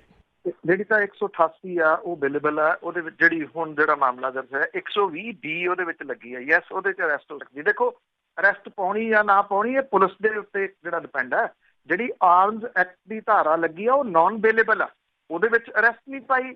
9 ਤਰੀਕ ਨੂੰ 9 ਜਿਹੜੀ ਆ ਜੂਨ, ਜਿਹੜੀ 9 ਜੂਨ ਨੂੰ ਪੁਲਿਸ ਇਹ ਕਹਿੰਦੀ ਆ ਕਿ 9 ਜੂਨ ਨੂੰ ਉਹਨੂੰ ਸ਼ਾਮਲ ਤਫਤੀਸ਼ ਦੇ ਵਾਸਤੇ ਸੱਦਿਆ ਗਿਆ। 9 ਜੂਨ ਨੂੰ ਪੁਲਿਸ ਬਿਆਨ ਜਾਰੀ ਕਰਦੀ ਆ ਕਿ ਉਹ ਤਫਤੀਸ਼ ਦੇ ਵਿੱਚ ਸ਼ਾਮਲ ਨਹੀਂ ਹੋਇਆ, ਉਹਨੂੰ ਦੁਬਾਰਾ ਸਮਨਿੰਗ ਜਿਹੜੀ ਹੈ ਉਹ ਕੀਤੀ ਜਾਊਗੀ। ਜੇ ਤੁਸੀਂ ਸੰਗਰੂਰ ਅਦਾਲਤ ਦੇ ਵਿੱਚ ਲੱਗੀ ਜਿਹੜੀ ਬੇਲ ਹੈ ਉਹ ਪੜ੍ਹੋ, ਉਹਦੇ ਵਿੱਚ ਪੁਲਿਸ ਇਹ ਕਹਿੰਦੀ ਆ ਉਹ 7 ਜੂਨ ਨੂੰ ਸ਼ਾਮਲ ਤਫਤੀਸ਼ ਹੋ ਗਿਆ ਸੀ। ਪੁਲਿਸ ਆਪਣੇ ਬਿਆਨਾਂ ਦੇ ਵਿੱਚ ਫਸੀ ਜਾ ਰਹੀ ਹੈ। ਹੈਰਾਨੀ ਵਾਲੀ ਗੱਲ ਇਹ ਆ ਕਿ ਇਹ ਪੁਲਿਸ ਵਾਲੇ ਕਿਉਂ ਫਸ ਰਹੇ ਆ ਇਹਦੇ ਵਿੱਚ, ਜਿਹੜੇ ਕਿ ਗਲਤ ਤਰੀਕੇ ਦੇ ਨਾਲ ਵੀ ਲੋਕਾਂ ਨੂੰ ਉਹ ਦੱਬ ਲੈਂਦੇ, ਕਿਉਂਕਿ ਉੱਤੋਂ ਇਸ਼ਾਰਾ, ਬਹੁਤ ਉੱਪਰੋਂ ਇਸ਼ਾਰਾ। ਜਿਹੜੀ ਆਡੀਓ ਦੀ ਤੁਸੀਂ ਗੱਲ ਕਰ ਰਹੇ ਹੋ ਸਵਤੰਤਰ ਸਿੰਘ ਆ, ASI ਆ, ਜਿਹਨੇ ਇਹ ਅਸਲਾ ਜਾਰੀ ਕਰਵਾਇਆ। ਅਸਲਾ ਜਾਰੀ ਹੁੰਦਾ, ਅਸਲਾ ਰਿਕਾਰਡ ਦੇ ਉੱਤੇ ਚੜ੍ਹਦਾ, ਰਜਿਸਟਰ ਦੇ ਉੱਤੇ ਚੜ੍ਹਦਾ, ਫਿਰ ਅਸਲਾ ਵਾਪਸ ਹੁੰਦਾ। ਰੌਂਦ ਲਿਖੇ ਜਾਂਦੇ ਆ ਕਿੰਨੇ ਜਿਹੜੇ ਰੌਂਦ ਨੇ। ਇਹੀ ਤਾਂ ਸਵਾਲ ਹੈ। ਉਹ ਇਹ ਕਹਿੰਦਾ ਅਦਾਲਤ ਦੇ ਵਿੱਚ ਪਲੀ ਲੈ ਰਿਹਾ ਕਿ ਉਹ ਤਾਂ ਟੋਏ ਗਨ ਸੀਗੀ, ਪੁਲਿਸ ਕਹਿ ਰਹੀ ਹੈ ਟੋਏ ਗਨ ਸੀਗੀ। ਉਹ ਹੁਣ ਸਵਤੰਤਰ ਸਿੰਘ ਜਿਹੜਾ ਉਹਨੇ ਦਿੱਤਾ। ਔਰ ਕੱਲ ਇਹ ਜਿਹੜੇ ਉਹਦੇ ਨਾਲ ਗੱਲ ਕਰ ਰਿਹਾ ਉਹ ਰਵੀ ਜੋਸ਼ੀ ਨੇ, ਐਡਵੋਕੇਟ ਨੇ, ਉਹਨਾਂ ਨੇ ਹੀ ਹਾਈ ਕੋਰਟ ਦੇ ਵਿੱਚ ਇਹ ਮਾਮਲਾ ਜਿਹੜਾ ਲਗਾਏ ਸੀ। ਮੇਰੇ ਉਹ ਮਿੱਤਰ ਨੇ, ਉਹਨਾਂ ਨੇ ਹੀ ਉਹਨਾਂ ਦੀ ਐਪਲੀਕੇਸ਼ਨ ਦੇ ਉੱਤੇ ਹੀ ਜਿਹੜੀਆਂ ਸੀਗੀਆਂ ਇਹ ਅਸਲਾ ਐਕਟ ਦੀਆਂ ਧਾਰਾਵਾਂ ਲੱਗੀਆਂ ਸੀਗੀਆਂ। ਕੱਲ ਉਹਨਾਂ ਨੇ ਇਹ ਆਡੀਓ ਨਾਲ ਨੱਥੀ ਕਰਕੇ, ਨਾਲ ਸਵਤੰਤਰ ਸਿੰਘ ਦੇ ਬਿਆਨ ਜਿਹੜੇ ਆ ਜੀ ਉਹ ਨੱਥੀ ਕਰਕੇ ਹਾਈ ਕੋਰਟ ਦੇ ਵਿੱਚ ਲਾ ਦਿੱਤੇ ਆ, ਜਿਹੜੀ ਕਿ ਮੁਸੀਬਤ ਬਣੂਗੀ ਇਹਦੇ ਵਾਸਤੇ, ਸਿੱਧੂ ਮੂਸੇਵਾਲੇ ਦੇ ਵਾਸਤੇ ਔਰ ਉਹਨਾਂ ਪੁਲਿਸ ਵਾਲਿਆਂ ਦੇ ਵਾਸਤੇ ਜਿਨ੍ਹਾਂ ਨੇ ਇਹਨੂੰ ਦੱਸਿਆ ਕਿ ਇਹ ਟੋਏ ਗਨ ਜਿਹੜੀ ਉਹ ਸੀਗੀ। ਔਰ ਹੈਰਾਨੀ ਵਾਲੀ ਗੱਲ ਇਹ ਆ ਕਿ ਅਦਾਲਤ ਚੁੱਪ ਕੀਤੀ ਵੇਖਦੀ ਰਹੀ ਸੰਗਰੂਰ ਵਾਲੀ। ਉਹਨੂੰ ਨਹੀਂ ਪਤਾ ਕਿ ਕਰਫਿਊ ਦੇ ਵਿੱਚ ਜਦੋਂ ਆਮ ਬੰਦੇ ਤੇ ਡਾਂਗਾਂ ਪੈਂਦੀਆਂ ਨੇ ਤੇ ਇਹ ਲੋਕ ਕਰਫਿਊ ਦੇ ਵਿੱਚ ਇੱਕ ਰੇਂਜ ਦੇ ਉੱਤੇ ਜਿਹੜੀ ਸਪੈਸ਼ਲੀ ਤੌਰ ਤੇ ਫਾਇਰਿੰਗ ਦੇ ਵਾਸਤੇ ਬਣਾਈ ਜਾਂਦੀ ਆ, ਉੱਥੇ ਖਿਡੌਣਾ ਪਿਸਤੌਲ ਲੈ ਕੇ ਫਾਇਰ ਕਰਨ ਦੇ ਵਾਸਤੇ ਗਏ ਸੀਗੇ। ਉਹ ਤਾਂ ਆਪਣੇ ਕਮਰੇ ਦੇ ਵਿੱਚ ਬਹਿ ਕੇ ਫਾਇਰ ਕਰੀ ਜਾਂਦਾ। ਖਿਡੌਣੇ ਪਿਸਤੌਲ ਦੀ ਕਿਹੜੀ ਗੱਲ ਹੁੰਦੀ ਆ? ਆਪਣੇ ਵਿਹੜੇ 'ਚ ਆ ਜਾਂਦਾ, ਉੱਥੇ ਕਰੀ ਜਾਂਦਾ ਜੀ। ਉਹਦੇ ਵਾਸਤੇ ਫਿਰ ਰੇਂਜ ਕਿਉਂ ਖੁਲਵਾਈ ਗਈ ਜੀ? ਉਹ ਵੀ ਇੱਕ ਬਡਵਰ ਵਾਲੀ ਰੇਂਜ ਤਾਂ ਪ੍ਰਾਈਵੇਟ ਆ, ਜਿੱਥੇ AK-47 ਇਹਨਾਂ ਨੇ ਚਲਾਈ ਹੈ। ਜਿਹੜਾ ਮਾਮਲਾ ਬਰਨਾਲੇ 'ਚ ਦਰਜ ਹੈ, ਉਸ ਮਾਮਲੇ 'ਚ ਅਜੇ ਇਹਨੂੰ ਜ਼ਮਾਨਤ ਨਹੀਂ ਮਿਲੀ। ਜ਼ਮਾਨਤ ਜਿਹੜੀ ਮਿਲੀ ਆ ਉਹ ਲੱਡਾ ਕੋਠੀ ਵਾਲੇ ਮਾਮਲੇ 'ਚ ਮਿਲੀ। ਲੱਡਾ ਕੋਠੀ ਜਿਹੜੀ ਰੇਂਜ ਹੈ ਉਹ ਪੁਲਿਸ ਰੇਂਜ ਹੈ। ਉਹ ਪੁਲਿਸ ਦੀ ਉੱਥੇ ਟ੍ਰੇਨਿੰਗ ਜਿਹੜੀ ਆ ਜੀ ਉਹ ਹੁੰਦੀ ਆ। ਹੈਰਾਨੀ ਵਾਲੀ ਗੱਲ ਇਹ ਆ ਕਿ ਮਤਲਬ ਸਾਰੇ ਕਾਨੂੰਨ ਜਿਹੜੇ ਉਹ ਛਿੱਕੇ ਟੰਗ ਕੇ ਉਹ ਰੇਂਜ ਖੁਲਵਾ ਕੇ ਉੱਥੇ ਫਾਇਰਿੰਗ ਜਿਹੜੀ ਉਹ ਕੀਤੀ ਜਾਂਦੀ ਹੈ। ਤੇ ਫਿਰ ਪੁਲਿਸ ਇਹ ਦੱਸ ਰਹੀ ਆ ਕਿ ਇਹ ਤਾਂ ਖਿਡੌਣਾ ਪਿਸਤੌਲ ਸੀ। ਇਹਦਾ ਮਤਲਬ ਖਿਡੌਣਾ ਪਿਸਤੌਲ ਪੁਲਿਸ ਦੇ ਕੋਲੇ ਜਿੰਨੇ ਹਥਿਆਰ ਨੇ ਉਹ ਖਿਡੌਣੇ ਨੇ, ਉਹ ਖਿਡੌਣੇ ਚੁੱਕੀ ਫਿਰਦੀ ਆ। ਰੇਂਜ ਦੇ ਵਿੱਚ ਜਿਹੜੇ ਹਥਿਆਰ ਪਏ ਆ ਉਹ ਖਿਡੌਣੇ ਨੇ ਜੀ। ਇਹ ਤਾਂ ਪੁਲਿਸ ਆਪਣੇ ਆਪ ਹੀ ਇਹਨਾਂ ਬਿਆਨਾਂ ਦੇ ਵਿੱਚ ਉਹਨੇ ਬਹੁਤ ਬੁਰੇ ਤਰੀਕੇ ਦੇ ਨਾਲ ਫਸ ਜਾਣਾ, ਫਸ ਗਈ। ਜਿਹੜੀਆਂ FIR ਦਰਜ ਹੋਈਆਂ ਨੇ, ਦੋਨਾਂ FIR ਦੇ ਵਿੱਚ ਇਹ ਗੱਲ ਕਹੀ ਗਈ ਆ ਕਿ ਇਹਨਾਂ ਬੰਦਿਆਂ ਨੇ ਉੱਥੇ ਫਾਇਰਿੰਗ ਕੀਤੀ। FIR ਦੀਆਂ ਕਾਪੀਆਂ ਮੇਰੇ ਕੋਲੇ ਨੇ।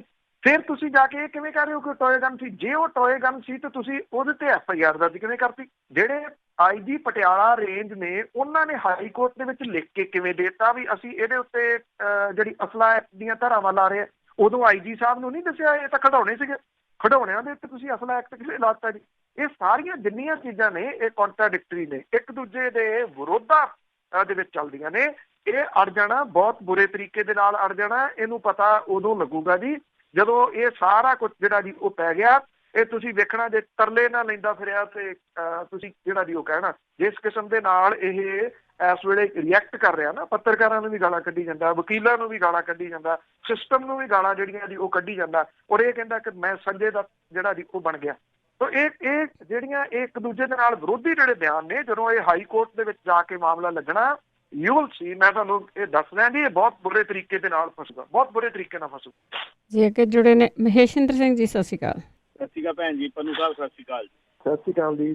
ਪੰਨੂ ਸਾਹਿਬ, ਮੇਰਾ ਇੱਕ ਸਵਾਲ ਸੀ ਤੁਹਾਨੂੰ। ਮੇਰੇ ਬਹਿਨੋਈ ਨੂੰ ਜਦੋਂ ਕੈਪਟਨ ਸਾਹਿਬ ਦੀ ਸਰਕਾਰ ਬਣੀ ਉਦੋਂ ਬਠਿੰਡਾ ਥਰਮਲ ਕਲੋਨੀ ਚੋਂ ਪੁਲਿਸ ਨੇ ਚੱਕਿਆ ਛੋਟੇ ਮੇਰੇ ਬਹਿਨੋਈ ਆ, ਤੇ ਉਹਨਾਂ ਨੂੰ ਚੱਕ ਕੇ ਜੀ ਜਾ ਕੇ ਨਾਭੇ ਜੇਲ੍ਹ ਕਰਤਾ ਤੇ ਦੇਸ਼ ਧਰੋਹ ਦਾ।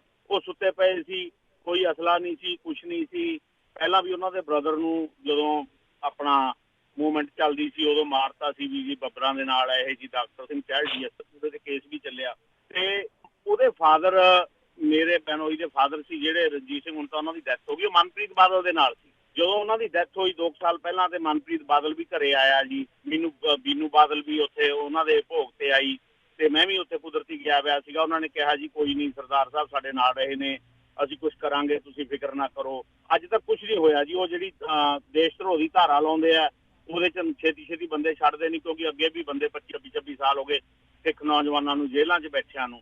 ਹੁਣ ਇੱਕ ਆਹ ਜਿਹੜੀ UAPA ਕੋਈ ਨਵੀਂ ਧਾਰਾ ਬਣਾਈ ਹੈ ਇਹਨਾਂ ਨੇ, ਤੇ ਉਹਦੇ ਤਹਿਤ ਬੰਦਿਆਂ ਨੂੰ ਚੱਕੀ ਜਾਂਦੇ ਨੇ। ਤੇ ਮੈਂ ਸੋਸ਼ਲ ਮੀਡੀਆ ਤੇ ਸਿਰਫ ਸੁਖਪਾਲ ਸਿੰਘ ਖਹਿਰਾ ਨੂੰ ਸੁਣਦਾ ਜਿਹੜੇ ਇਸ ਗੱਲ ਦਾ ਰੌਲਾ ਪਾ ਰਹੇ ਨੇ। ਇਹ ਗੱਲ ਜਿਹੜੀ ਹੈਗੀ ਹੈ, ਜਦੋਂ ਛੋਟੇ ਮੁੰਡਿਆਂ ਨੂੰ ਚੱਕ ਕੇ ਉਹਨਾਂ ਤੇ ਕੇਸ ਪਾਏ ਜਾ ਰਹੇ ਨੇ, ਤਾਂ ਫਿਰ ਜਿਹੜੀ ਉੱਥੇ ਆਮ ਆਦਮੀ ਪਾਰਟੀ ਹੈ, ਵੱਡੀ ਪਾਰਟੀ ਹੈ, ਜਾਂ ਅਕਾਲੀ ਦਲ ਦੇ ਬੰਦੇ ਹੈ, ਜਾਂ ਜਿਹੜੇ ਕੁਛ ਨਿਰਦਲੀਏ ਵੀ ਹੋਣਗੇ, ਜਾਂ ਪ੍ਰੈਸ ਹੈ, ਉਹ ਇਸ ਗੱਲ ਨੂੰ ਕਿਉਂ ਨਹੀਂ ਚੱਕ ਰਹੀ? ਕੀ ਗੱਲ ਇਹ ਪੰਜਾਬ ਨੂੰ ਕਿਤੇ ਫੇਰ ਪੁਰਾਣੇ ਵਾਲੇ ਪਾਸੇ ਝੋਕਣ ਦੀ ਤਿਆਰੀ ਤਾਂ ਨਹੀਂ, ਵੀ ਜਿਹੜੇ ਹੁਣ ਨੌਜਵਾਨ 15 ਤੋਂ 20 ਸਾਲ ਦੇ ਵਿੱਚ ਉੱਠ ਰਹੇ ਨੇ ਵੀ ਹੁਣੇ ਇਹਨਾਂ ਨੂੰ ਚੱਕ ਕੇ ਜੇਲ੍ਹਾਂ 'ਚ ਬੰਦ ਕਰ ਦਿਓ, 20 ਸਾਲ ਇਹਨਾਂ ਦੀਆਂ, 25 ਸਾਲ ਇਹਨਾਂ ਦਾ, ਪਤਾ ਨਾ ਲੱਗੇ ਵੀ ਕਿੱਥੇ ਨੇ ਕਿੱਥੇ ਨਹੀਂ।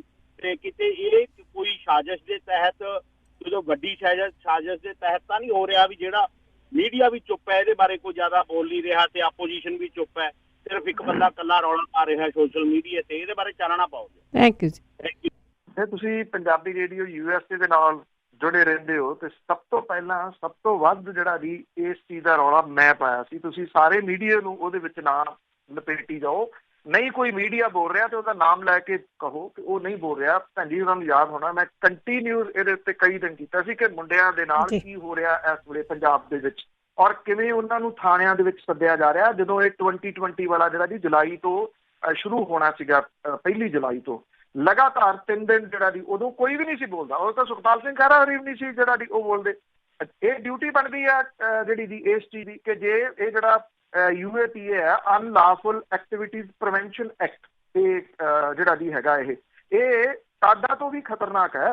ਅਨਲਾਫੁਲ ਐਕਟੀਵਿਟੀਜ਼ ਪ੍ਰੀਵੈਂਸ਼ਨ ਐਕਟ ਜਿਹੜਾ ਜੀ, ਇਹਦੇ ਵਿੱਚ 1 ਸਾਲ ਤੱਕ ਬਿਨਾਂ ਕਿਸੇ ਨੂੰ, ਬਿਨਾਂ ਪਰਚਾ ਦਰਜ ਕੀਤੇ ਤੋਂ ਜਿਹੜਾ ਜੀ ਉਹ ਰੱਖਿਆ ਜਾ ਸਕਦਾ। ਇਹਦੇ 'ਚ ਗ੍ਰਿਫਤਾਰੀਆਂ ਹੋ ਰਹੀਆਂ ਨੇ ਜੀ, ਬਹੁਤ ਸਾਰੀਆਂ ਗ੍ਰਿਫਤਾਰੀਆਂ ਹੋ ਰਹੀਆਂ ਨੇ। ਔਰ ਜਿਹੜੀ ਸਰਕਾਰ ਤਾਂ ਬੋਲ ਨਹੀਂ ਰਹੀ, ਪੰਜਾਬ ਸਰਕਾਰ ਨੇ, ਉਹਨੇ ਕੀ ਕਹਿਣਾ ਜੀ? NIA ਜਿਹੜੀ ਪੁੱਛਗਿੱਛ ਕਰਦੀ ਹੈ, NIA ਨੇ ਪੁੱਛਗਿੱਛ ਕੀਤੀ ਇੱਕ ਨੌਜਵਾਨ ਨੂੰ, ਸੰਗਰੂਰ ਡਿਸਟ੍ਰਿਕਟ ਦਾ ਜਿਹੜਾ ਜੀ ਉਹ ਸੀਗਾ, ਤੇ ਉੱਥੇ ਜਿਹੜਾ ਸੀ ਉਹ ਮੁੜ ਕੇ ਸੁਸਾਈਡ ਕਰ ਗਿਆ ਜੀ ਆ ਕੇ, ਜਿਹੜਾ ਗੁਰਦੁਆਰਾ ਅੰਬ ਸਾਹਿਬ ਮੋਹਾਲੀ ਦੇ ਵਿੱਚ। ਉਹਦੀ ਜਿਹੜੀ ਮੌਤ ਹੈ ਉਹ ਚਰਚਾ ਦਾ ਵਿਸ਼ਾ ਬਣੀ ਹੋਈ ਆ। ਜਿਹੜੇ ਹਰਪਾਲ ਸਿੰਘ ਚੀਮਾ ਨੇ, ਜਿਹੜੀ ਮੈਂ ਪੜ੍ਹ ਰਿਹਾ ਸੀ ਖਬਰ, ਉਹ ਉਹਨਾਂ ਦੇ ਘਰੇ ਵੀ ਕੱਲ ਜਿਹੜਾ ਜੀ ਉਹ ਗਏ ਨੇ। ਪਰ ਚਲੇ ਜਾਣਾ ਜਾਂ ਇੰਨਾ ਕੁ ਵਿਰੋਧ ਕਰ ਦੇਣਾ ਜਿਹੜਾ ਜੀ ਉਹ ਥੋੜਾ ਆ, ਬਹੁਤ ਥੋੜਾ ਆ। ਇਹ ਵਿਰੋਧ ਜਿਹੜਾ ਜੀ ਉਹ ਡਟਵਾ ਹੋਣਾ ਚਾਹੀਦਾ। ਮਾਕਨ ਪੁੱਛੋ ਅੱਜ ਉਹਨਾਂ ਨੂੰ ਸਵਾਲ ਜਿਹੜੇ ਜੀ ਇੱਥੇ ਬੈਠੇ ਬਾਹਰਲੇ ਮੁਲਕਾਂ ਦੇ ਵਿੱਚ ਆਪ ਸੁਰੱਖਿਅਤ ਬੈਠੇ ਆ, ਉਹਨਾਂ ਦੇ ਬੱਚੇ ਗਾਂ ਸੁਰੱਖਿਅਤ ਨੇ, ਕਿਉਂ ਪੰਜਾਬ ਦੀ ਜਿਹੜੀ ਨੌਜਵਾਨੀ ਰਹਿੰਦ ਖੂੰਹਦ ਜਿਹੜੀ ਰਹਿ ਗਈ ਆ ਉਹਨੂੰ ਕਿਉਂ ਇਹਨਾਂ ਕੇਸਾਂ ਦੇ ਵਿੱਚ ਉਹ ਫਸਾ ਦੇਣਾ ਚਾਹੁੰਦੇ ਆ? ਕੀ ਉਹਨਾਂ ਨੇ ਇਹਦੇ ਵਿੱਚੋਂ ਜਿਹੜਾ ਜੀ ਉਹ ਗੇਨ ਕਰ ਲਿਆ? ਕਿਸੇ ਨੇ ਇਹਨਾਂ ਨੌਜਵਾਨਾਂ ਦੇ ਕੇਸਾਂ ਦੀ ਇਸ ਪੱਖੋਂ ਜ਼ਿੰਮੇਵਾਰੀ ਲਈ ਵੀ ਅਸੀਂ ਲੜਾਂਗੇ, ਅਸੀਂ ਵਕੀਲ ਕਰਕੇ ਜਿਹੜਾ ਜੀ ਉਹ ਦੇਵਾਂਗੇ, ਜਾਂ ਅਸੀਂ ਇਹਦਾ ਵਿਰੋਧ ਕਰਾਂਗੇ? ਚੁੱਪ ਤਾਂ 2020 ਵਾਲੇ ਵੀ ਬੈਠੇ ਆ, ਉਹ ਵੀ ਇਸ ਮਾਮਲੇ ਦੇ ਉੱਤੇ ਕੋਈ ਨਹੀਂ ਜਿਹੜਾ ਜੀ ਉਹ ਬੋਲ ਰਿਹਾ। ਇਸ ਕਰਕੇ ਦੇਖੋ, ਇਹ ਰਿਸਪੌਂਸਿਬਿਲਿਟੀ ਬਣਦੀ ਹੈ ਹਰੇਕ ਦੀ। ਤੁਸੀਂ ਇੱਕ ਦੇ ਇਹ ਨਹੀਂ ਕਹਿ ਸਕਦੇ ਫਲਾਣ ਦੀ ਬੋਲਿਆ, ਫਲਾਣ, ਸਭ ਦੀ ਜਿਹੜੀ ਜੀ ਉਹ ਬਣਦੀ ਹੈ। ਇਹ ਮਨੁੱਖੀ ਅਧਿਕਾਰਾਂ ਦੇ ਨਾਲ ਜੁੜਿਆ ਹੋਇਆ ਜਿਹੜਾ ਜੀ ਉਹ ਮਾਮਲਾ ਹੈ। ਜੇ ਕਿਸੇ ਨੇ ਮੰਨ ਲਓ ਖਾਲਿਸਤਾਨ ਦੇ ਹੱਕ ਦੇ ਵਿੱਚ ਪੋਸਟ ਜਿਹੜੀ ਜੀ ਉਹ ਪਾ ਦਿੱਤੀ ਸੋਸ਼ਲ ਮੀਡੀਆ ਦੇ ਉੱਤੇ, ਉਹ ਕੋਈ ਕ੍ਰਾਈਮ ਥੋੜੀ ਹੈ ਜੀ, ਉਹ ਕ੍ਰਾਈਮ ਨਹੀਂ ਹੋ ਜਾਂਦਾ ਜੀ, ਕਿਸੇ ਵੀ ਹਾਲਤ ਦੇ ਵਿੱਚ ਕ੍ਰਾਈਮ ਨਹੀਂ ਜਿਹੜਾ ਉਹ ਹੋ ਜਾਂਦਾ। ਕ੍ਰਾਈਮ ਕਮਿਟ ਉਦੋਂ ਹੁੰਦਾ ਜਦੋਂ ਜਿਹੜੀਆਂ ਸੰਵਿਧਾਨ ਦੀਆਂ ਜਿਹੜੀਆਂ ਧਾਰਾਂ ਨੇ, ਜਿਹੜੇ ਐਕਟ ਨੇ ਜਿਹੜੇ, ਉਹਦੇ ਤਹਿਤ ਤੁਸੀਂ ਕਿਸੇ ਦਾ ਮੰਨ ਲਓ ਮਰਡਰ ਕਰਦੇ ਹੋ, ਕਿਸੇ ਨੂੰ ਉਹਦੀ ਬਾਂਹ ਵੱਢ ਦਿੰਦੇ ਹੋ, ਉਹਦਾ ਸਿਰ ਵੱਢ ਦਿੰਦੇ ਹੋ, ਉਹਨੂੰ ਨਾਮ ਲਿਖ ਕੇ ਤੁਸੀਂ ਗਾਲਾਂ ਜਿਹੜੀਆਂ ਜੀ ਉਹ ਲਿਖਦੇ ਹੋ, ਮੁਰਦਾਬਾਦ ਕਹਿਣਾ ਤਾਂ ਗੁਨਾਹ ਹੋ ਸਕਦਾ, ਜਿੰਦਾਬਾਦ ਕਹਿਣਾ ਕੋਈ ਗੁਨਾਹ ਥੋੜੀ ਹੈ ਜੀ। ਸੁਪਰੀਮ ਕੋਰਟ ਦੇ ਹੁਕਮ ਨੇ, ਪਰ ਪ੍ਰੋਬਲਮ ਇਹ ਆ ਕਿ ਇਹਨੂੰ ਹੁਣ ਚੈਲੰਜ ਜਿਹੜਾ ਜੀ ਉਹ ਕੌਣ ਕਰੇ। ਇਹ ਮੁਸੀਬਤਾਂ ਦੇ ਪਹਾੜ ਜਿਹੜੇ ਆ ਜੀ ਇਹ ਪੁੱਟੇ ਜਾ ਰਹੇ ਆ ਇਹਨਾਂ ਜਥੇਬੰਦੀਆਂ ਦੇ ਵੱਲੋਂ ਜਿਹੜਾ ਜੀ ਉਹ ਰਲ ਕੇ, ਜਿਹਦੇ ਵਿੱਚ ਸਿੱਧਾ ਮੌਜੂਦਾ ਹਾਲਾਤ ਦੇ ਵਾਸਤੇ ਮੈਂ ਜ਼ਿੰਮੇਵਾਰ ਕਹੂੰਗਾ ਜੀ 2020 ਵਾਲਿਆਂ ਨੇ। ਇਹ ਉਹਨਾਂ ਨੇ ਇਹ ਸਾਰਾ ਜਿਹੜਾ ਜੀ ਘਾਟ ਬਣਾਤੀ ਹੋਈ ਹੈ ਇੱਥੇ ਕਿ ਉਹ ਵਿਚਾਰੇ ਪਰਿਵਾਰ ਵਿਲਕਦੇ ਫਿਰਦੇ ਆ ਜੀ। ਉਹਨਾਂ ਦੇ ਜਵਾਨ ਪੁੱਤ ਜਿਨ੍ਹਾਂ ਨੂੰ ਪੁਲਿਸ ਜਿਹੜੀ ਉਹ ਚੁੱਕ ਕੇ ਲੈ ਗਈ ਆ, ਸਾਲ ਭਰ ਉਹਨਾਂ ਨੂੰ ਬਾਹਰ ਨਹੀਂ ਜਿਹੜਾ ਵੀ ਉਹ ਨਿਕਲਣ ਦੇਣਾ ਉਹਨਾਂ ਨੇ ਬਿਨਾਂ ਕਿਸੇ FIR ਤੋਂ। ਇਹਨਾਂ ਚੀਜ਼ਾਂ ਦਾ ਵੀ ਜਿਹੜਾ ਜੀ ਉਹ ਵਿਰੋਧ ਹੋਣਾ ਚਾਹੀਦਾ। ਤੁਸੀਂ ਬਾਹਰ ਬੈਠੇ ਹੋ, ਬੋਲੋ ਇਹਨਾਂ ਚੀਜ਼ਾਂ ਦੇ ਵਾਸਤੇ। ਤੁਹਾਥੋਂ ਅਸੀਂ ਇਹ ਆਸ ਕਰਦੇ ਹਾਂ ਕਿ ਤੁਸੀਂ ਬੋਲੋਗੇ ਤੇ ਉਹਨਾਂ ਨੂੰ ਜਿਹੜਾ ਜੀ ਉਹ ਥੋੜਾ ਜਿਹਾ ਕਮ ਸੇ ਕਮ ਇੰਨਾ ਤਾਂ ਅਹਿਸਾਸ ਕਰਾਓਗੇ ਵੀ ਬਸ ਕਰੋ, ਕਿਉਂ ਤੁਸੀਂ ਪੰਜਾਬ ਦੀ ਜਵਾਨੀ ਜਿਹੜੀ ਰਹਿੰਦੀ ਹੈ ਜੀ ਉਹਦਾ ਸੱਤਿਆਨਾਸ਼ ਕਰਨ ਦੇ ਉੱਤੇ ਲੱਗੇ ਹੋਏ ਹੋ ਜੀ। ਇੱਥੇ ਲੜਨਾ ਆ ਤੇ ਬਿਮਾਰੀਆਂ ਦੇ ਨਾਲ ਜਿਹੜਾ ਜੀ ਉਹ ਲੜੋ। ਪੰਜਾਬ ਦੀ ਜਿਹੜੀ ਇੱਕ ਵੱਡੀ ਬੈਲਟ ਆ ਉਹ ਕੈਂਸਰ ਦੀ ਬੈਲਟ ਬਣ ਗਈ। ਪੰਜਾਬ ਦਾ ਕਿਸਾਨ ਖੁਦਕੁਸ਼ੀਆਂ ਕਰੀ ਜਾ ਰਿਹਾ। ਪੰਜਾਬ ਦੀ ਇੱਕ ਪੀੜ੍ਹੀ ਚਿੱਟੇ ਦੇ ਵਿੱਚ ਜਿਹੜੀ ਜੀ ਉਹ ਗਵਾਚ ਗਈ। ਉਹ ਏਡਜ਼ ਵਰਗੇ ਜਿਹੜੇ ਰੋਗ ਨੇ ਉਹ ਇੰਜੈਕਟ ਕਰਕੇ ਜਿਹੜਾ ਜੀ ਉਹ ਲੱਗ ਗਏ। ਪੰਜਾਬ ਦਾ ਕੀ ਬਣ ਗਿਆ? ਕਿੱਥੋਂ ਤੁਸੀਂ ਵੱਖਰਾ ਮੁਲਕ ਲੈ ਕੇ ਇੱਥੇ ਉਹਨੂੰ ਕੀ ਕਰੋਗੇ ਜੀ ਉਸਨੂੰ? ਇਹ ਤਾਂ ਬਿਮਾਰਸਤਾਨ ਜਿਹੜਾ ਜੀ ਉਹ ਬਣਿਆ ਪਿਆ ਇਸ ਵੇਲੇ। ਕਿਸਾਨ ਜਿਹੜਾ ਜੀ ਉਹ ਲੜ ਰਿਹਾ, ਨੌਜਵਾਨ ਲੜ ਰਿਹਾ, ਨੌਕਰੀ ਉਹਦੇ ਕੋਲੇ ਕੋਈ ਨਹੀਂ ਹੈਗੀ, ਲੁੱਟ ਕੇ ਖਾ ਗਏ ਜਿਹੜਾ ਜੀ ਉਹ ਪੰਜਾਬ ਨੂੰ ਜਿਹੜੇ ਸਿਆਸਤਦਾਨ ਨੇ। ਵਿਰੋਧ ਕਰਨਾ ਤੁਸੀਂ ਉਹਨਾਂ ਦਾ ਕਰੋ। ਲੋਕਾਂ ਨੂੰ ਬਲਦੀ ਦੇ ਬੂਥੇ ਦੇ ਵਿੱਚ ਕਿਉਂ ਪਾਈ ਜਾ ਰਹੇ ਹੋ? ਨੌਜਵਾਨਾਂ ਨੂੰ ਕਿਉਂ ਜਿਹੜਾ ਜੀ ਉਹ ਭੜਕਾ ਕੇ ਤੁਸੀਂ ਜੇਲ੍ਹਾਂ 'ਚ ਅੰਦਰ ਦਵਾਈ ਜਾ ਰਹੇ ਹੋ? ਅਵਤਾਰ ਸਿੰਘ ਪੰਨੂ, ਸਤਿ ਸ਼੍ਰੀ ਅਕਾਲ। ਸਤਿ ਸ਼੍ਰੀ ਅਕਾਲ ਜੀ ਭੈਣ ਜੀ ਤੇ ਪੰਨੂ ਸਾਹਿਬ, ਸਤਿ ਸ਼੍ਰੀ ਅਕਾਲ। ਮੇਰਾ ਸਵਾਲ ਇਹ ਹੈ ਕਿ ਜਦੋਂ ਹਿੰਦੂ ਰਾਸ਼ਟਰ ਦੀ ਕੋਈ ਗੱਲ ਕਰਦੇ ਆ ਤੇ ਉਹਨਾਂ ਤੇ UPA ਨਹੀਂ ਲੱਗਦਾ। ਜਦੋਂ ਕੋਈ ਮਿਨੋਰਟੀ ਵਾਲਾ ਕੋਈ ਇਸ ਤਰ੍ਹਾਂ ਦੀ ਗੱਲ ਕਰਦਾ ਵਾ ਤੇ ਉਹਦੇ ਤੇ UAPA ਵਗੈਰਾ ਲੱਗ ਜਾਂਦਾ, ਟਾਡਾ ਲੱਗ ਜਾਂਦਾ, ਕਈ ਕੁਝ ਲੱਗ ਜਾਂਦਾ।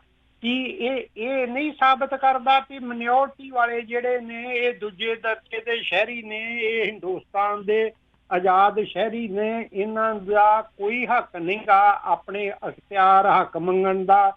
ਪੰਜਾਬ ਵਾਲਿਆਂ ਦਾ ਕੋਈ ਹੱਕ ਨਹੀਂਗਾ ਉਹ ਆਪਣੇ ਪਾਣੀ ਮੰਗ ਸਕਣ। ਪੰਜਾਬ ਵਾਲਿਆਂ ਦਾ ਕੋਈ ਹੱਕ ਨਹੀਂਗਾ ਉਹ ਆਪਣੇ ਅਨਾਜ ਦੇ ਜਾਇਜ਼ ਰੇਟ ਮੰਗ ਸਕਣ। ਜੇ ਉਹ ਕੋਈ ਵੀ ਆਪਣਾ ਰਾਈਟ ਮੰਗਦੇ ਆ ਤੇ ਉਹਨਾਂ ਨੂੰ ਅੱਤਵਾਦੀ, ਵੱਖਵਾਦੀ ਤੇ ਪਤਾ ਨਹੀਂ ਕੀ ਕਹਿ ਕੇ ਉਹਨਾਂ ਨੂੰ ਜੇਲ੍ਹਾਂ 'ਚ ਦਿੱਤਾ ਜਾਂਦਾ ਵਾ। ਤੇ ਫਿਰ ਜੇ ਕੋਈ ਆਵਾਜ਼ ਉਠਾਉਂਦਾ ਵਾ ਤੇ ਉਹਦੇ ਖਿਲਾਫ ਕਈ ਕਿਸਮ ਦੀਆਂ ਗੱਲਾਂ ਹੋ ਜਾਂਦੀਆਂ ਨੇ। ਸੋ ਇਹਦਾ ਕੀ ਹੱਲ ਹੋ ਸਕਦਾ? ਮੈਂ ਇਹ ਸਵਾਲ ਪੁੱਛਦਾ। ਥੈਂਕ ਯੂ ਜੀ।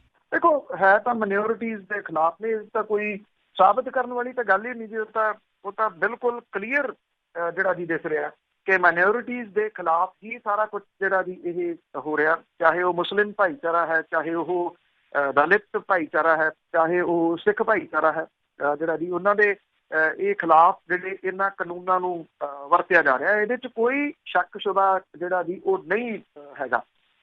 ਸਵਾਲ ਜਿਹੜਾ ਜੀ ਇਹ ਆ ਕਿ ਅੱਜ ਅਸੀਂ ਕਿੰਨੀਆਂ ਕੁ ਧੜਿਆਂ ਦੇ ਵਿੱਚ ਜਿਹੜਾ ਜੀ ਉਹ ਵੰਡੇ ਹੋਏ ਆ। ਅਸੀਂ ਕਿਸੇ ਨੂੰ ਜਿਹੜਾ ਕੋਈ ਗੱਲ ਕਰਦਾ ਜੀ ਉਹਨੂੰ ਅਸੀਂ ਕੋਈ ਟਕਸਾਲੀਏ ਬਣ ਗਏ, ਕੋਈ ਜਿਹੜੇ ਜੀ ਉਹ ਜਿਹੜਾ ਟਕਸਾਲੀਆਂ ਦੇ ਜਿਹੜੇ ਵਿਰੋਧ ਦੇ ਵਿੱਚ ਬੋਲਣ ਵਾਲੇ ਉਹ ਜਿਹੜਾ ਜੀ ਬਣ ਗਏ, ਕੋਈ ਖਾਲਿਸਤਾਨੀ ਬਣ ਗਏ, ਕੋਈ ਪਾਕਿਸਤਾਨੀ ਬਣ ਗਏ, ਕੋਈ ਕੁਛ ਬਣ ਗਏ। ਇੰਨੇ ਧੜੇ ਜਿਹੜੇ ਜੀ ਵੰਡੇ ਹੋਏ ਨੇ। ਆ ਜਿਹੜਾ ਸੋਸ਼ਲ ਮੀਡੀਆ ਦੇ ਉੱਤੇ ਬੁੱਧੂ ਜੀ ਵਰਗਾ ਆ ਕੇ ਬਹਿ ਗਿਆ ਜੀ, ਉਹ ਕਿਸੇ ਬੰਦੇ ਨੂੰ ਗੱਲ ਨਹੀਂ ਜਿਹੜੀ ਕਰਨ ਦਿੰਦਾ। ਮਾਂ ਭੈਣ ਉਹਨਾਂ ਦੀ ਜਿਹੜੀ ਜੀ ਉਹ ਇੱਕ ਕਰ ਦਿੰਦਾ। ਗਾਲਾਂ ਜਿਹੜੀਆਂ ਦੀ ਉਹ ਸੋਸ਼ਲ ਮੀਡੀਆ ਦੇ ਉੱਤੇ ਇੱਕ ਦੂਜੇ ਨੂੰ ਕੱਢੀਆਂ ਜਾ ਰਹੀਆਂ ਨੇ। ਤੁਸੀਂ ਇਹਨਾਂ ਲੋਕਾਂ ਤੋਂ ਉਮੀਦ ਕਰਦੇ ਹੋ ਕਿ ਇਕਜੁੱਟ ਹੋ ਜਾਣਗੇ ਤੇ ਹੱਕਾਂ ਦੇ ਵਾਸਤੇ ਖੁਦ ਲੜਨਗੇ ਤੇ ਦੂਜਿਆਂ ਨੂੰ ਜਿਹੜਾ ਜੀ ਉਹ ਸੁਚੇਤ ਕਰਨਗੇ? ਇਹ ਤਾਂ ਉਹ ਲਫ਼ਜ਼ ਨਹੀਂ ਵਰਤੇ ਜਾ ਸਕਦੇ ਜੋ ਇਹ ਲੋਕ ਜਿਹੜੇ ਜੀ ਬਣ ਗਏ ਹੋਏ ਨੇ ਤੇ ਜੋ ਇਹਨਾਂ ਨੇ ਬਾਕੀਆਂ ਨੂੰ ਜਿਹੜਾ ਜੀ ਉਹ ਬਣਾ ਦਿੱਤਾ।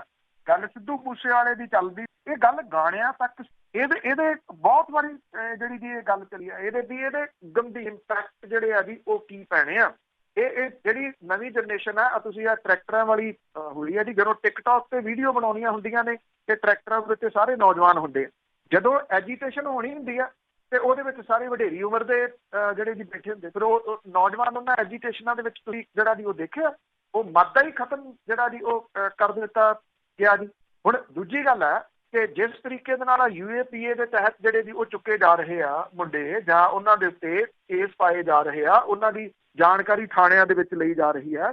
ਕੱਲ ਨੂੰ ਕੋਈ ਗੱਲ ਜਿਹੜੀ ਜੀ ਕੋਈ ਐਜੀਟੇਸ਼ਨ ਚੱਲੂਗੀ ਤੇ ਕੋਈ ਮਾਪੇ ਜਿਹੜੇ ਆ ਜੀ ਆਪਣੇ ਪੁੱਤ ਨੂੰ ਉਹਨਾਂ ਦੇ ਵਿੱਚ ਆਉਣ ਦੀ ਪਰਮਿਸ਼ਨ ਜਿਹੜੀ ਉਹ ਦੇਣਗੇ ਜਾਂ ਉਹਨਾਂ ਦੇ ਵਿੱਚ ਜਾਣ ਦੀ ਪਰਮਿਸ਼ਨ ਜਿਹੜੀ ਦੇਣਗੇ?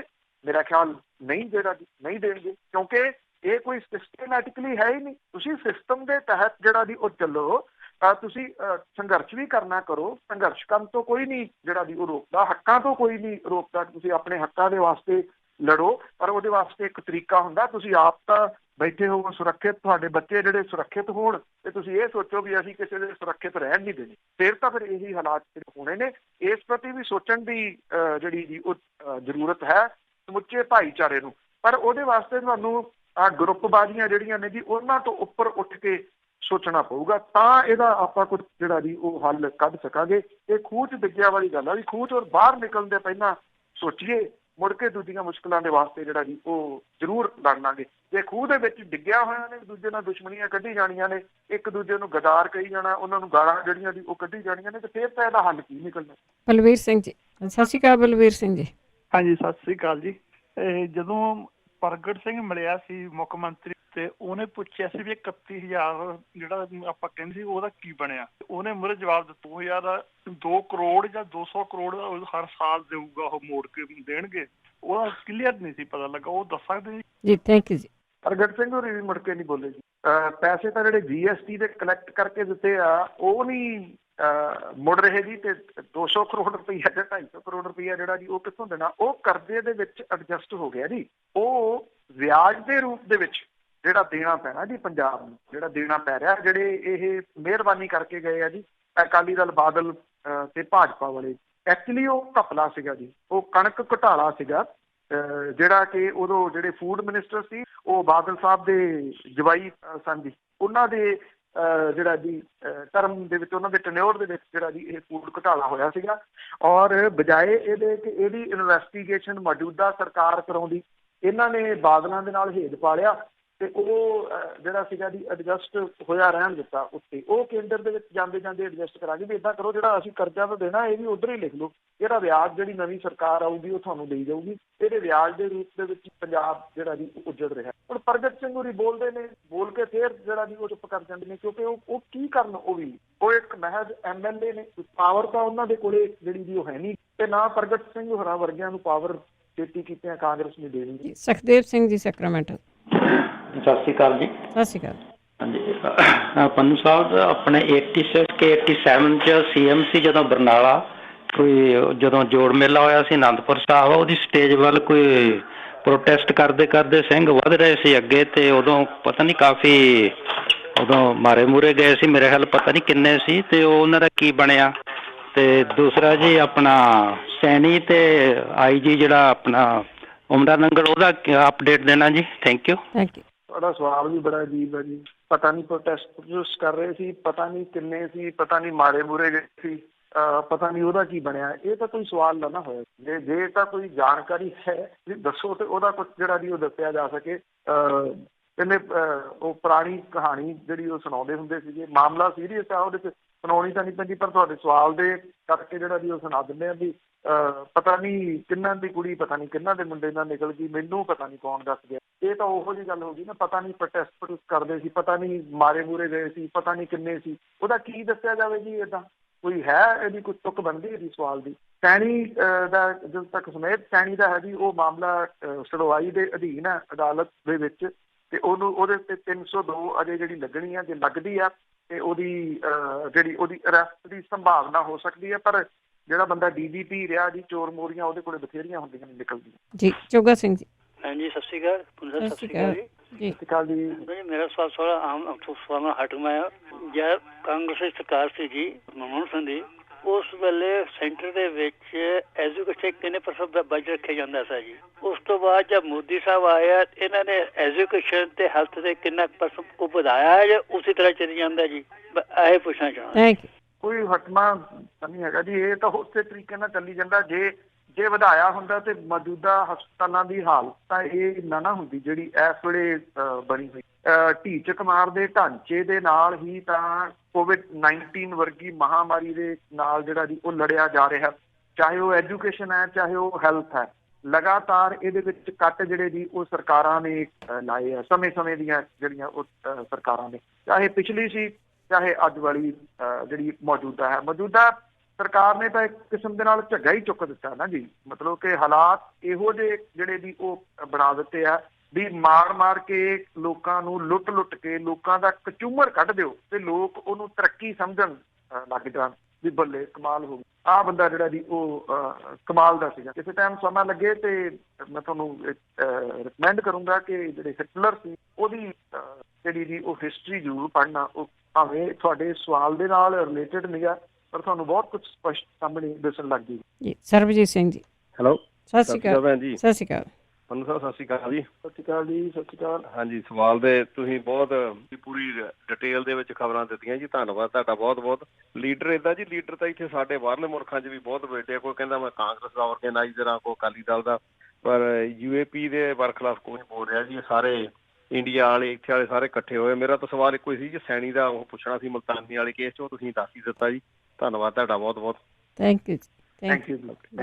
ਜਸਵਿੰਦਰ ਸਿੰਘ ਜੀ। ਹਾਂਜੀ, ਸਤਿ ਸ਼੍ਰੀ ਅਕਾਲ ਭੈਣ ਜੀ। ਸਤਿ ਸ਼੍ਰੀ ਅਕਾਲ। ਹਾਂਜੀ ਭੈਣ ਜੀ, ਮੈਂ ਪੰਨੂ ਸਾਹਿਬ ਨੂੰ ਪੁੱਛਣਾ, ਇਹਨਾਂ ਨੂੰ ਖਾਲਿਸਤਾਨ ਬਾਰੇ ਬੜੀ ਤਕਲੀਫ ਹੈ। ਦੂਜੀ ਗੱਲ ਹੈ ਵੀ ਉਹ ਬੰਦੇ ਨਾਲ ਜਿਹੜੇ ਨੇ ਸ਼ੱਕ ਹੈ, ਭੰਗ ਕਰਿਆ ਵਾ ਹੋਇਆ ਹਾਲਾਤਾਂ ਜੋ ਸਿੱਖਾਂ ਦੀ ਗੱਲ ਕਰਨ ਵਾਲਾ ਬੰਦਾ ਕੌਣ ਪਿੱਛੋਂ ਜਿਉਂ ਨਹੀਂ ਪਤਾ ਲੱਗਾ। ਪੁੱਛਣਾ ਚਾਹੁੰਦਾ ਮੈਂ, ਸ਼ੱਕ ਹੈ ਇਹਨਾਂ ਨੇ ਭੰਗ ਕਰਿਆ ਵਾ ਜਿਹੜੇ ਹਾਲਾਤਾਂ 'ਚ। ਇਹ ਖਾਲਿਸਤਾਨ ਬਾਰੇ ਨਾ ਬਹੁਤ ਵਾਰ ਤਕਲੀਫ ਹੁੰਦੀ ਹੈ। ਅੱਗੇ ਕੀ ਪੁੱਛਦੇ ਸੀ? ਹਾਈ ਅੱਗੇ ਵੀ ਇਹ ਕਹਿੰਦਾ ਤਾਂ ਕਹਿੰਦਾ 2020 ਵਾਲੇ 5-4 ਬੰਦੇ ਜਿਵੇਂ ਫਲਾਣਾ ਇੰਕਾ ਤੇ ਉਟਾ ਜਿਨ੍ਹਾਂ ਨਾਲ ਉਹਨਾਂ ਨੂੰ ਪਤਾ ਹੈ। ਕੱਲ ਦੀ ਪੂਰੀ ਮੈਨੂੰ ਸਮਝ ਨਹੀਂ ਲੱਗੀ। ਨਹੀਂ, ਉਹ ਜੀ ਨਾ ਜੀ ਉਹ ਤਕਲੀਫ ਹੋ ਗਈ ਜ਼ਿਆਦੀ, ਤੇ ਉਹ ਜ਼ਿਆਦੀ ਤਕਲੀਫ ਦੇ ਵਿੱਚ ਉਹਨਾਂ ਤੋਂ ਵਿਚਾਰਿਆਂ ਤੋਂ ਬੋਲਿਆ ਵੀ ਨਹੀਂ ਜਾ ਰਿਹਾ। ਟੇਕ ਇਟ ਈਜ਼ੀ, ਥੋੜਾ ਜਿਹਾ ਸ਼ਾਂਤ ਹੋ, ਪਾਣੀ ਪੂਣੀ ਪੀਓ, ਐਵੇਂ ਹਾਰਟ ਅਟੈਕ ਨਾ ਕਰਾ ਲਿਓ ਜੀ। ਤੋ ਇਸ ਕਰਕੇ ਇਹੋ ਜਿਹੇ ਸਮੇਂ ਦੇ ਉੱਤੇ ਕਿਉਂਕਿ ਚੱਲ ਰਹੀ ਮਹਾਮਾਰੀ, ਤੋਂ ਇਹਦੇ ਵਿੱਚ ਪੈਨਿਕ ਜਿਹੜਾ ਨਾ ਜੀ ਉਹ ਬਹੁਤ ਸਾਰੇ ਲੋਕਾਂ ਨੂੰ ਕ੍ਰੀਏਟ ਹੋ ਜਾਂਦਾ ਔਰ ਉਹਦੇ ਨਾਲ ਦਿਮਾਗੀ ਅਵਸਥਾ ਵੀ ਜਿਹੜੀ ਆ ਉਹ ਹਿੱਲ ਜਾਂਦੀ ਹੈ। ਇਹਦੀਆਂ ਤੁਸੀਂ ਥੋੜ੍ਹੀਆਂ ਜਿਹੀਆਂ ਰਿਪੋਰਟ ਜਿਹੜੀਆਂ ਦੀ ਉਹ ਪੜ੍ਹਿਆ ਕਰੋ। ਇਹਦੇ ਵਿੱਚ ਪੇਸ਼ੈਂਸ ਜਿਹੜੀ ਆ ਉਹ ਬੜੀ ਜ਼ਰੂਰੀ ਆ, ਨਹੀਂ ਤਾਂ ਕਿਉਂਕਿ ਦਿਮਾਗੀ ਅਟੈਕ ਦਾ ਖਤਰਾ ਜਿਹੜਾ ਦੀ ਉਹ ਰਹਿੰਦਾ। Take it easy. Satnam Singh ji. ਉਹ ਪਾਣੀ ਪੂਣੀ ਪੀ ਲਓ। ਸਤਨਾਮ ਸਿੰਘ। ਸਤਿ ਸ਼੍ਰੀ ਅਕਾਲ ਭੈਣ ਜੀ। ਸਤਿ ਸ਼੍ਰੀ ਅਕਾਲ। ਪੰਨੂ ਸਾਹਿਬ, ਸਤਿ ਸ਼੍ਰੀ ਅਕਾਲ ਜੀ। ਸਤਿ ਸ਼੍ਰੀ ਅਕਾਲ ਜੀ। ਸਤਿ ਸ਼੍ਰੀ ਅਕਾਲ। ਪੰਨੂ ਸਾਹਿਬ, ਮੇਰੇ ਦੋ ਸਵਾਲ। ਇੱਕ ਤਾਂ ਦੱਸੋ, ਪ੍ਰੋਫੈਸਰ ਦਵਿੰਦਰ ਸਿੰਘ ਭੁੱਲਰ ਹੋਣਾ ਦੀ ਕੋਈ ਸਿਹਤ ਕਿੱਦਾਂ, ਉਹਨੂੰ ਕੋਈ ਰਿਕਵਰ ਹੋਇਆ, ਕਿੱਦਾਂ ਉਹਦੀ ਸਿਹਤ ਆ? ਤੇ ਦੂਸਰਾ ਪੰਨੂ ਸਾਹਿਬ, ਇਹਦੇ ਥੋੜੇ ਦਿਨ ਹੋਏ ਇੱਕ ਵੀਡੀਓ ਬੜੀ ਵਾਇਰਲ ਹੋਈ ਹੈ, ਮੈਂ ਕਿਹਾ ਅੰਬਾਲੇ ਤੋਂ ਦੋ ਬੱਚੇ ਉਹ ਲੈਟਰ ਲਿਖ ਲਏ ਆ ਜਥੇਦਾਰ ਸਾਹਿਬ ਨੂੰ, ਆਪਣੇ ਹਰਪ੍ਰੀਤ ਸਿੰਘ ਉਹਨਾਂ ਨੂੰ, ਵੀ ਉਹਨਾਂ ਨੂੰ ਉੱਥੇ ਧਮਕੀਆਂ ਵੀ ਗੁਰਦੁਆਰਾ ਬੰਦ ਕਰੋ ਇੱਥੇ।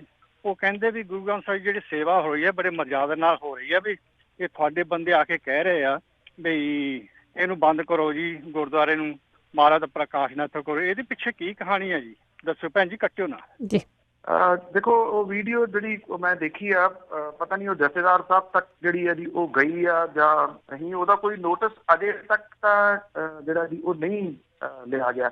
ਐਕਚੁਅਲੀ ਉਹਨਾਂ ਦੇ ਫਾਦਰ ਦਾ ਮਰਡਰ ਜਿਹੜਾ ਜੀ ਸੀਗਾ, ਬਲਵੰਤ ਸੀ ਉਹਨਾਂ ਦੇ ਫਾਦਰ ਦਾ ਨਾਮ, ਜੇ ਮੈਂ ਗਲਤ ਨਹੀਂ ਤਾਂ ਜਿਹੜਾ ਉਹ ਹੁਣ ਇਹ ਝਗੜਾ ਜਿਹੜਾ ਜੀ ਉਹ ਗੁਰਦੁਆਰਿਆਂ ਦਾ ਜਿਹੋ ਜਿਹਾ ਜਿਹੜਾ ਤੁਹਾਨੂੰ ਪਤਾ ਹੀ ਆ ਚੱਲਦਾ ਰਹਿੰਦਾ ਜਿਹੜਾ ਜੀ ਜ਼ਮੀਨਾਂ ਵਗੈਰਾ ਦਾ, ਉਹ ਮਰਡਰ ਦੇ ਪਿੱਛੇ ਜਿਹੜੀ ਜੀ ਉਹ ਕਹਾਣੀਆਂ ਕਈ ਜਿਹੜੀਆਂ ਉਹ ਦੱਸੀਆਂ ਜਾ ਰਹੀਆਂ ਨੇ। ਉਹ ਵੀਡੀਓ ਮੈਂ ਵੀ ਜਿਹੜੀ ਜੀ ਉਹ ਦੇਖੀ ਹੈ, ਪਰ ਸ਼ਾਇਦ ਹੋ ਸਕਦਾ ਜੀ ਉਹਦਾ ਨੋਟਿਸ ਤਾਂ ਨਾ ਲਿਆ ਜਾ ਰਿਹਾ ਹੋਵੇ ਵੀ ਬੱਚੇ ਨੇ, ਪਰ ਮੁੱਦਾ ਉਹਦੇ ਵਿੱਚ ਜ਼ਰੂਰ ਜਿਹੜਾ ਜੀ ਉਹ ਗੰਭੀਰ ਉਠਾ ਰਹੇ ਨੇ।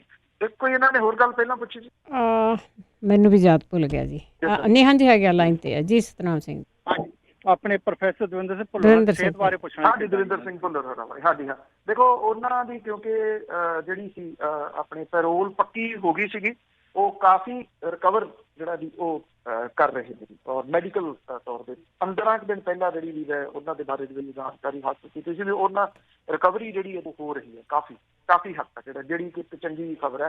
ਕਿਉਂਕਿ ਇਹ ਕਿਹਾ ਜਾਂਦਾ ਕਿ ਵੀ ਬਿਮਾਰੀ ਦਾ ਉਹ ਸ਼ਿਕਾਰ ਸਨ, ਸ਼ਿਜ਼ੋਫਰੇਨੀਆ ਜਿਹੜਾ ਜੀ ਉਹ ਉਹਦੇ ਵਿੱਚ ਉਹ ਆਪਣਿਆਂ ਦੇ ਵਿੱਚ ਹੀ ਜਿਹੜੀ ਜੀ ਜਾਂ ਜਦੋਂ ਉਹ ਗੱਲ ਕਰਨ ਲੱਗ ਜਾਂਦੇ ਆ ਤੇ ਫਿਰ ਠੀਕ ਹੋਣੇ ਕੁਝ ਜਿਹੜਾ ਜੀ ਹੋ ਜਾਂਦੇ ਆ। ਪਰ ਸਵਾਲ ਜਿਹੜਾ ਜੀ ਫਿਰ ਉਹੀ ਆ ਜਾਂਦਾ ਕਿ ਕਿੰਨੇ ਵਰੇ ਉਹਨਾਂ ਦੀ ਉਮਰ ਦੇ ਜਿਹੜਾ ਜੀ 73 ਵਰੇ ਵਿੱਚ ਉਹ ਜੇਲ੍ਹ ਦੇ ਵਿੱਚ ਲੱਗੇ ਔਰ ਬਿਲਕੁਲ ਉਹ ਨੋਰਮਲ ਹੋ ਸਕਣਗੇ। ਵੈਸੇ ਮੈਡੀਕਲ ਵਾਲੇ ਤਾਂ ਕਹਿੰਦੇ ਆ ਕਿ ਉਹ ਹੋ ਜਾਣਗੇ, ਕਿੰਨਾ ਸਮਾਂ ਲੱਗੂਗਾ ਇਹ ਨਹੀਂ ਕੁਝ। ਕੁਲਦੀਪ ਸਿੰਘ ਜੀ, ਸਤਿ ਸ਼੍ਰੀ ਅਕਾਲ। ਹਾਂਜੀ, ਸਤਿ ਸ਼੍ਰੀ ਅਕਾਲ ਭੈਣ ਜੀ। ਸਤਿ ਸ਼੍ਰੀ ਅਕਾਲ ਪੰਨੂ ਸਾਹਿਬ। ਸਤਿ ਸ਼੍ਰੀ ਅਕਾਲ ਜੀ। ਪੰਨੂ ਸਾਹਿਬ, ਤੁਹਾਡੇ ਨਾਲ ਪਹਿਲਾਂ ਵੀ ਇੱਕ ਦੋ ਬਾਰੇ ਗੱਲ ਹੋਈ ਹੈ। ਵੈਸੇ ਆਪਾਂ ਸੋਸ਼ਲ ਇਕਨੋਮਿਕ ਫੈਕਟਰ ਤੇ ਹੀ ਕਰਦੇ ਰਹੇ ਹਾਂ, ਪਰ ਤੁਸੀਂ ਸਿੱਧੂ ਵਾਲੀ ਗੱਲ ਕਰਨੀ ਸੀ ਮੁੱਦੇ ਵਾਲੀ, ਤੁਸੀਂ ਬਹੁਤ ਜ਼ਿਆਦਾ ਡਿਟੇਲਸ ਦੱਸ ਦਿੱਤਾ, ਕੋਈ ਤੁਕ ਬਣਦੀ ਨਹੀਂ। ਤੇ ਮੈਂ ਗੱਲ ਕਰਨੀ ਸੀ 2020 ਦਾ ਜੋ ਰੈਫਰੈਂਡਮ ਹੈ, ਜਿਵੇਂ ਤੁਸੀਂ ਕਹਿੰਦੇ ਨੇ ਵੀ ਇੱਥੇ ਕੈਨੇਡਾ ਦੇ ਵਿੱਚ US ਵਿੱਚ ਬੈਠੇ ਨੇ ਲੀਡਰ, ਮੈਂ ਵੀ ਬਰੈਂਪਟਨ ਗੁਰਦੁਆਰੇ 'ਚ ਗਿਆ, ਉੱਥੇ ਸਾਈਨ ਕਰਵਾ ਰਹੇ ਸੀ, ਭਾਜੀ ਸਾਈਨ ਕਰ ਦਿਓ ਜੀ। ਮੈਂ ਕਿਹਾ ਇਹਦਾ ਮਤਲਬ ਕੀ ਹੈ, ਤੇ ਰੈਫਰੈਂਡਮ ਕਰਾ ਰਹੇ, ਮੈਂ ਰੈਫਰੈਂਡਮ ਕਰਾ ਕੇ ਤੁਸੀਂ ਕਰਨਾ ਕੀ ਹੈ ਬਾਅਦ ਦੇ ਵਿੱਚ? ਇਹ ਰੈਫਰੈਂਡਮ ਨੂੰ ਕਿਸੇ ਅੰਤਰਰਾਸ਼ਟਰੀ ਸੰਸਥਾ ਜਾਂ ਕਿਸੇ ਸਰਕਾਰ ਵੱਲੋਂ ਇਹਨੂੰ ਮਾਨਤਾ ਦਿੱਤੀ ਜਾਊਗੀ। ਉਸ ਤੋਂ ਬਾਅਦ ਤੁਹਾਡੇ ਕੋਲ ਕੋਈ ਪਾਲਿਸੀ ਹੈ? ਕੋਈ ਇੱਕ ਵੀ ਜਵਾਬ ਨਹੀਂ ਸੀ ਜੀ। ਇਹੀ ਗੱਲ ਮੈਂ ਉਹਨਾਂ ਨੂੰ ਨਾਲ ਪੁੱਛੀ ਹੈ ਕਿ ਵੀ ਹਾਂ ਜਿਹੜੇ ਹੁਣ ਉੱਥੇ ਮੁੰਡੇ ਫੜੇ ਜਾ ਰਹੇ ਉਹਨਾਂ ਲਈ ਤੁਸੀਂ ਕੀ ਕਰ ਰਹੇ? ਅਸੀਂ ਬਹੁਤ ਕੁਝ ਕਰਾਂਗੇ ਜੀ। ਤੇ ਮੈਂ ਉਹਨਾਂ ਨੂੰ ਦੱਸਿਆ ਜੀ ਸਾਡੇ ਜਾਣੀ ਕਿ ਅਸੀਂ ਆਪਣੇ ਤੇ ਹੰਡਾਇਆ ਹੋਇਆ ਜੀ ਜੋ ਪੰਜਾਬ ਦਾ ਸੰਤਾਪ ਹੈ। ਮੇਰਾ ਕਜ਼ਨ ਖੁਦ ਸਿੱਖ ਸਟੂਡੈਂਟ ਫੈਡਰੇਸ਼ਨ ਦਾ ਵਾਈਸ ਪ੍ਰੈਜ਼ੀਡੈਂਟ ਸੀ, ਨਿਰਮਲ ਸਿੰਘ ਨਿੰਮਾ, ਆਪਣੇ ਪੰਜਾਬੀ ਯੂਨੀਵਰਸਿਟੀ ਉਹਦਾ ਐਨਕਾਊਂਟਰ ਹੋਇਆ। ਇੱਕ ਦਵਾਰੇ ਨਾਲ ਉਹਦੇ ਨਾਲ ਜੋ ਮੁਲਾਕਾਤ ਹੋਈ ਹੈ ਉਹਦੇ ਚੋਂ ਇਹੀ ਸਿੱਟਾ ਨਿਕਲਿਆ ਸੀ ਕਿ ਇਹ ਸਭ ਕੁਛ ਜੋ ਹੈ ਤਾਂ ਉੱਪਰੋਂ ਡਾਇਰੈਕਸ਼ਨ ਕਿਸੇ ਹੋਰ ਦੀਆਂ ਹੁੰਦੀਆਂ ਨੇ। ਜਿਹੜੇ ਲੀਡਰ ਨੇ ਐਵੇਂ ਥੱਪੇ ਜਾਂਦੇ ਨੇ। ਇਹ ਮੂਵਮੈਂਟ ਜਿਹੜੀਆਂ ਹੁੰਦੀਆਂ ਨੇ ਜਿਹੜੀਆਂ ਚਲਾਈਆਂ ਸਿਰਫ ਪੰਜਾਬ ਤੇ ਪੰਜਾਬ ਦਾ ਨੁਕਸਾਨ ਕਰਦੇ। Thank you. Thank you. ਇਹ ਵੀ ਹੈ ਤੁਹਾਡੀ ਗੱਲ ਜਿਹੜੀ ਉਹ ਠੀਕ ਹੈ, ਡਾਇਰੈਕਸ਼ਨ ਕਿਤੋਂ ਹੋਰ ਹੁੰਦੀਆਂ ਨੇ। ਤੁਸੀਂ ਇੱਕ ਵਾਰੀ ਸਿਰਫ ਠੰਡੇ ਦਿਮਾਗ ਦੇ ਨਾਲ, ਮੈਂ ਜਿਵੇਂ ਕਿਹਾ ਸੀ ਉਹ ਇੱਕ ਬਹੁਤ ਭੜਕ ਰਹੇ ਸੀ ਭਾਈ ਸਾਹਿਬ, ਉਹਨਾਂ ਨੂੰ ਵੀ ਬੇਨਤੀ ਆ ਕਿ ਜੇ ਮੰਨ ਲਓ ਜਿਹੜੀਆਂ ਦੀ ਸਾਰੀਆਂ ਚੀਜ਼ਾਂ ਨਾ ਹੋਣ, ਠੱਪ ਹੋ ਜਾਣ, ਜੋ ਕੁਛ ਉੱਥੇ ਰੌਲਾ 4 ਬੰਦੇ ਉੱਠ ਕੇ ਜਿਹੜਾ ਪਾ ਰਹੇ ਆ, ਤੁਸੀਂ ਸੋਚ ਸਕਦੇ ਹੋ ਕਿ ਵਿਦੇਸ਼ਾਂ ਦੇ ਵਿੱਚ ਕਿੰਨੇ ਆਫੀਸਰਸ ਨੇ ਜਿਨ੍ਹਾਂ ਦੀਆਂ ਜੌਬਾਂ ਨੂੰ ਖਤਰਾ ਖੜਾ ਹੋ ਜਾਣਾ ਕਿ ਹੁਣ ਤੁਹਾਡਾ ਉੱਥੇ ਕੀ ਕੰਮ ਹੈ, ਸਾਰਾ ਕੁਛ ਤਾਂ ਜਿਹੜਾ ਵੀ ਉਹ ਠੀਕ ਹੈ।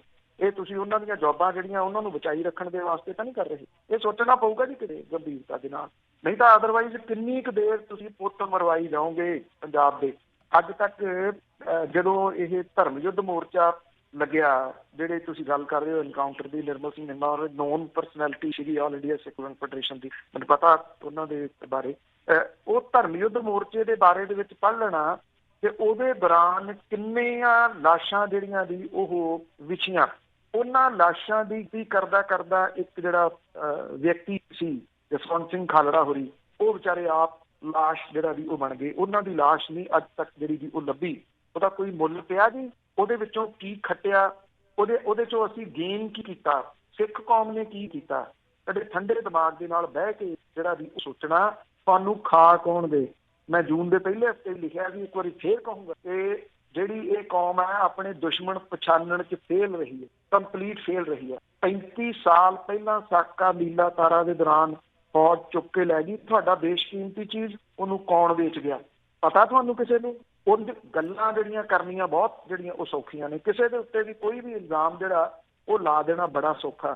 ਤੱਥਾਂ ਦੇ ਉੱਤੇ ਆਧਾਰਿਤ ਜਿੱਥੇ ਵੀ ਗੱਲ ਕਰਨੀ ਚਾਹੋ ਉੱਥੇ ਗੱਲ ਕਰਨ ਦੇ ਵਾਸਤੇ ਤਿਆਰ ਆ, ਪਰ ਤੱਥ ਲਿਆਉਣੇ ਐਵੇਂ ਜਿਹੜਾ ਦੀ ਉਹ ਚਾਰੇ ਖੁਰ ਚੁੱਕ ਕੇ ਜਿਹੜਾ ਉਹ ਗੱਲ ਨਾ ਜਿਹੜਾ ਦੀ ਉਹ ਕਰਨੀ। ਇਹਨੂੰ ਵਿਚਾਰਨਾ ਪਊਗਾ ਕਿਤੇ ਨਾ ਕਿਤੇ ਜਿਹੜਾ ਦੀ ਉਹ ਬਹਿ ਕੇ। ਜੇ ਨਹੀਂ ਵਿਚਾਰੋਗੇ ਤਾਂ ਫਿਰ ਜਿਹੜਾ ਦੀ ਉਹ ਖਰਾਬ ਤਾਂ ਹੋ ਹੀ ਰਹੇ ਆ। ਸਵਾਲ ਤਾਂ ਫਿਰ ਉਹੀ ਆ ਜਿਹੜੇ ਵੀ ਖੜੇ ਕਿ ਉਹਨਾਂ ਪਰਿਵਾਰਾਂ ਦੀ ਬਾਂਹ ਕੌਣ ਫੜੂਗਾ? ਜਿਹੜਾ ਆਪਣੇ ਇੰਗਲੈਂਡ ਤੋਂ ਆਏ ਜਿਹੜਾ ਮੁੰਡਾ ਸੀਗਾ ਜਿਹਦਾ ਅਜੇ ਵਿਆਹ ਹੋਇਆ ਸੀਗਾ, ਜੱਗੀ ਦੌਲ ਜਿਹੜਾ ਦੀ, ਉਹਨੂੰ ਕਿਹਨੇ ਪੁੱਛਿਆ ਜੀ ਉਹਨੂੰ ਕਿ ਉਹ ਕਿਸ ਤਰੀਕੇ ਦੇ ਨਾਲ ਜਿਹੜਾ ਦੀ ਉਹਦਾ ਪਰਿਵਾਰ ਫਾਈਟ ਕਰ ਰਿਹਾ ਜੀ? ਉਹਦੇ ਕਿੰਨੇ ਸਾਲ ਲੱਗੇ? ਕਿੰਨੇ ਸਾਲ ਅਜੇ ਹੋਰ ਉਹਦੇ ਜੇਲ੍ਹ ਦੇ ਵਿੱਚ ਜਿਹੜਾ ਦੀ ਉਹ ਲੱਗ ਜਾਣਗੇ? ਕਿਸੇ ਨੇ ਸਾਰ ਲਈ? ਲੋਕੀ ਹੁਣ ਜਦੋਂ ਕਾਲਜ ਖੋਲਦੇ ਆ ਉਹ ਹਾਲ ਚਾਲ ਹੀ ਪੁੱਛਣੋਂ ਹਟ ਗਏ ਕਿਉਂਕਿ ਭੁੱਲ ਗਏ। ਉਹਨਾਂ ਦੇ ਕਬਰ ਤਾਂ ਨਹੀਂ ਨਾ ਭੁੱਲਣਗੇ। ਹੁਸ਼ਿਆਰਪੁਰ ਤੋਂ ਜਿਹੜੇ ਇੱਕ ਮੇਰੇ ਜਾਣਕਾਰ ਸਨ ਉਹਨਾਂ ਦਾ ਮੈਨੂੰ ਫੋਨ ਆਇਆ ਵੀ DSP ਦਾ ਫੋਨ ਆਇਆ, ਹੁਣੇ ਪੇਸ਼ ਹੋ ਜੁਲਾਈ ਤੋਂ, ਜਿੱਥੋਂ ਇਹ ਸਾਰੀ ਜਿਹੜੀ ਗੱਲ ਜਿੱਥੋਂ ਮੈਂ ਇੱਥੇ ਪੰਜਾਬੀ ਰੇਡੀਓ USA ਦੇ ਉੱਤੇ ਲਗਾਤਾਰ ਫਿਰ ਉਹਦੀ ਜਿਹੜੀ ਉਹ UAPA ਦੇ ਤਹਿਤ ਪੁੱਛਗਿੱਛ ਕੀਤੀ। ਮੈਂ ਕਿਹਾ ਤੂੰ ਜਾ, ਕੋਈ ਨਹੀਂ, ਤੂੰ ਗੱਲ ਕਰ। ਗੱਲ ਹੋਈ, ਗੱਲ ਕੀਤੀ, ਉਹਦੀ ਫੋਟੋ ਖਿੱਚ ਲਈ, ਉਹਦੇ ਆਧਾਰ ਕਾਰਡ ਦੀਆਂ ਕਾਪੀਆਂ ਲੈ ਲਈਆਂ, ਉਹਦੇ ਕੋਲ ਸਾਈਨ ਕਰਾ ਪੇਪਰਾਂ ਦੇ ਉੱਤੇ। ਜਿਹੜੇ ਇੱਕ ਥਾਣੇ ਦੇ ਵਿੱਚ ਕਿੰਨੇ ਸੱਦੇ ਗਏ, ਸੈਂਕੜਿਆਂ ਦੀ ਗਿਣਤੀ ਹੈ। ਤੁਸੀਂ ਮਾੜਾ ਜਿਹਾ ਉੱਥੇ ਕੋਈ ਮੂਰਖਾਨਾ ਸਟੈਪ ਲਓ, ਚੁੱਕ ਕੇ ਪੁਲਿਸ ਨੇ ਸਾਰੇ ਜਿਹੜੇ ਵੀ ਉਹ ਚੁੱਕ ਲੈਣੇ ਆ ਇੱਥੇ। ਫਿਰ ਤੁਸੀਂ ਜਿਹੜਾ ਵੀ ਉਹ ਕੀ ਕਰੋਗੇ? ਇੱਕ ਡਰਾਉਣ ਵਾਲੀ ਨਹੀਂ, ਇਹ ਗੱਲ ਬਚਾਉਣ ਵਾਲੀ ਹੈ। ਡਰਾ ਨਹੀਂ ਮੈਂ ਰਿਹਾ ਜੀ, ਬਚਾ ਰਿਹਾ। ਬਚਾਉਣ ਦੀ ਗੱਲ ਜਿਹੜੀ ਹੈ ਜੀ ਉਹ ਕਰ ਰਿਹਾ। ਤੇ ਤੁਹਾਨੂੰ ਉਹਦੇ ਵਿੱਚ ਮਜ਼ਾ ਮਿਲਦਾ ਮਰਵਾਉਣ ਦੇ ਵਿੱਚ, ਜਿਹੜਾ ਵੀ ਉਹ ਮਾਰਨ ਦੇ ਵਿੱਚ ਮੁੰਡਿਆਂ ਨੂੰ, ਤੇ ਫਿਰ ਤੁਹਾਡੀ ਜਿਹੜੀ ਜੀ ਉਹ ਸਮਝ ਦੇ ਬਾਰੇ ਕੀ ਕਿਹਾ ਜਾ ਸਕਦਾ? ਇਹੀ ਤਾਂ ਜਿਹੜੇ ਵੀ ਸਵਾਲ ਸੀਗੇ ਕਿ ਕਦੀ ਕਿਸੇ ਨੇ ਐਨਾਲਿਸਿਸ ਕੀਤਾ। ਅੱਜ ਬਚਨ ਸਿੰਘ ਜੱਪਲਵਾਲ ਦਾ ਮੈਂ ਪੜ੍ਹ ਰਿਹਾ ਸੀ ਪਿਛਲੇ ਦਿਨੀ ਕਿ ਉਹਨੇ ਯੂਨਾਈਟਿਡ ਅਕਾਲੀ ਦਲ ਤੋਂ ਅਸਤੀਫਾ ਦੇ ਦਿੱਤਾ ਕਿਉਂਕਿ ਉਹਨੂੰ ਲੱਗਦਾ ਹੁਣ ਸੁਖਦੇਵ ਸਿੰਘ ਢੀਂਡਸਾ ਹੋਰਾਂ ਵਾਲਾ ਅਕਾਲੀ ਦਲ ਆ, ਮੈਂ ਉੱਧਰ ਜਾਵਾਂ।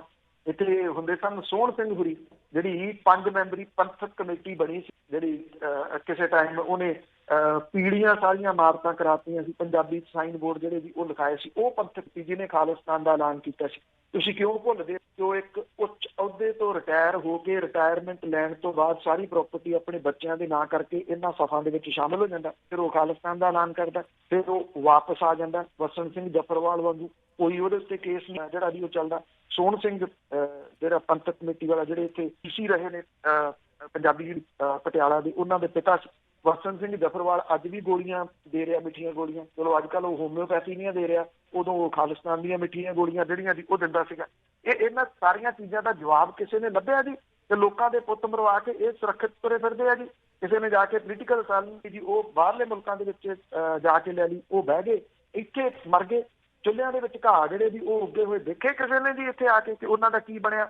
ਤਾਂ ਧਰਮੀ ਫੌਜੀ ਸੀਗੇ, ਪ੍ਰਕਾਸ਼ ਸਿੰਘ ਬਾਦਲ ਹੋਰਾਂ ਦੇ ਕਹੇ ਦੇ ਉੱਤੇ ਉਹ ਵਿਚਾਰੇ ਬੈਰਕਾ ਛੱਡ ਕੇ ਆ ਗਏ। ਦੇਖਿਆ ਕਦੀ ਉਹਨਾਂ ਦੇ ਹਾਲਾਤ ਜਿਹੜੇ ਵੀ ਉਹ ਕਿਹੋ ਜਿਹੇ ਬਣੇ ਹੋਏ ਨੇ? ਉਹਨਾਂ ਦੀ ਕਿਸੇ ਨੇ ਸਾਰ ਲਈ? ਕਿਸੇ ਨੇ ਉਹਨਾਂ ਨੂੰ ਜਿਹੜਾ ਵੀ ਉਹ ਪੁੱਛਿਆ?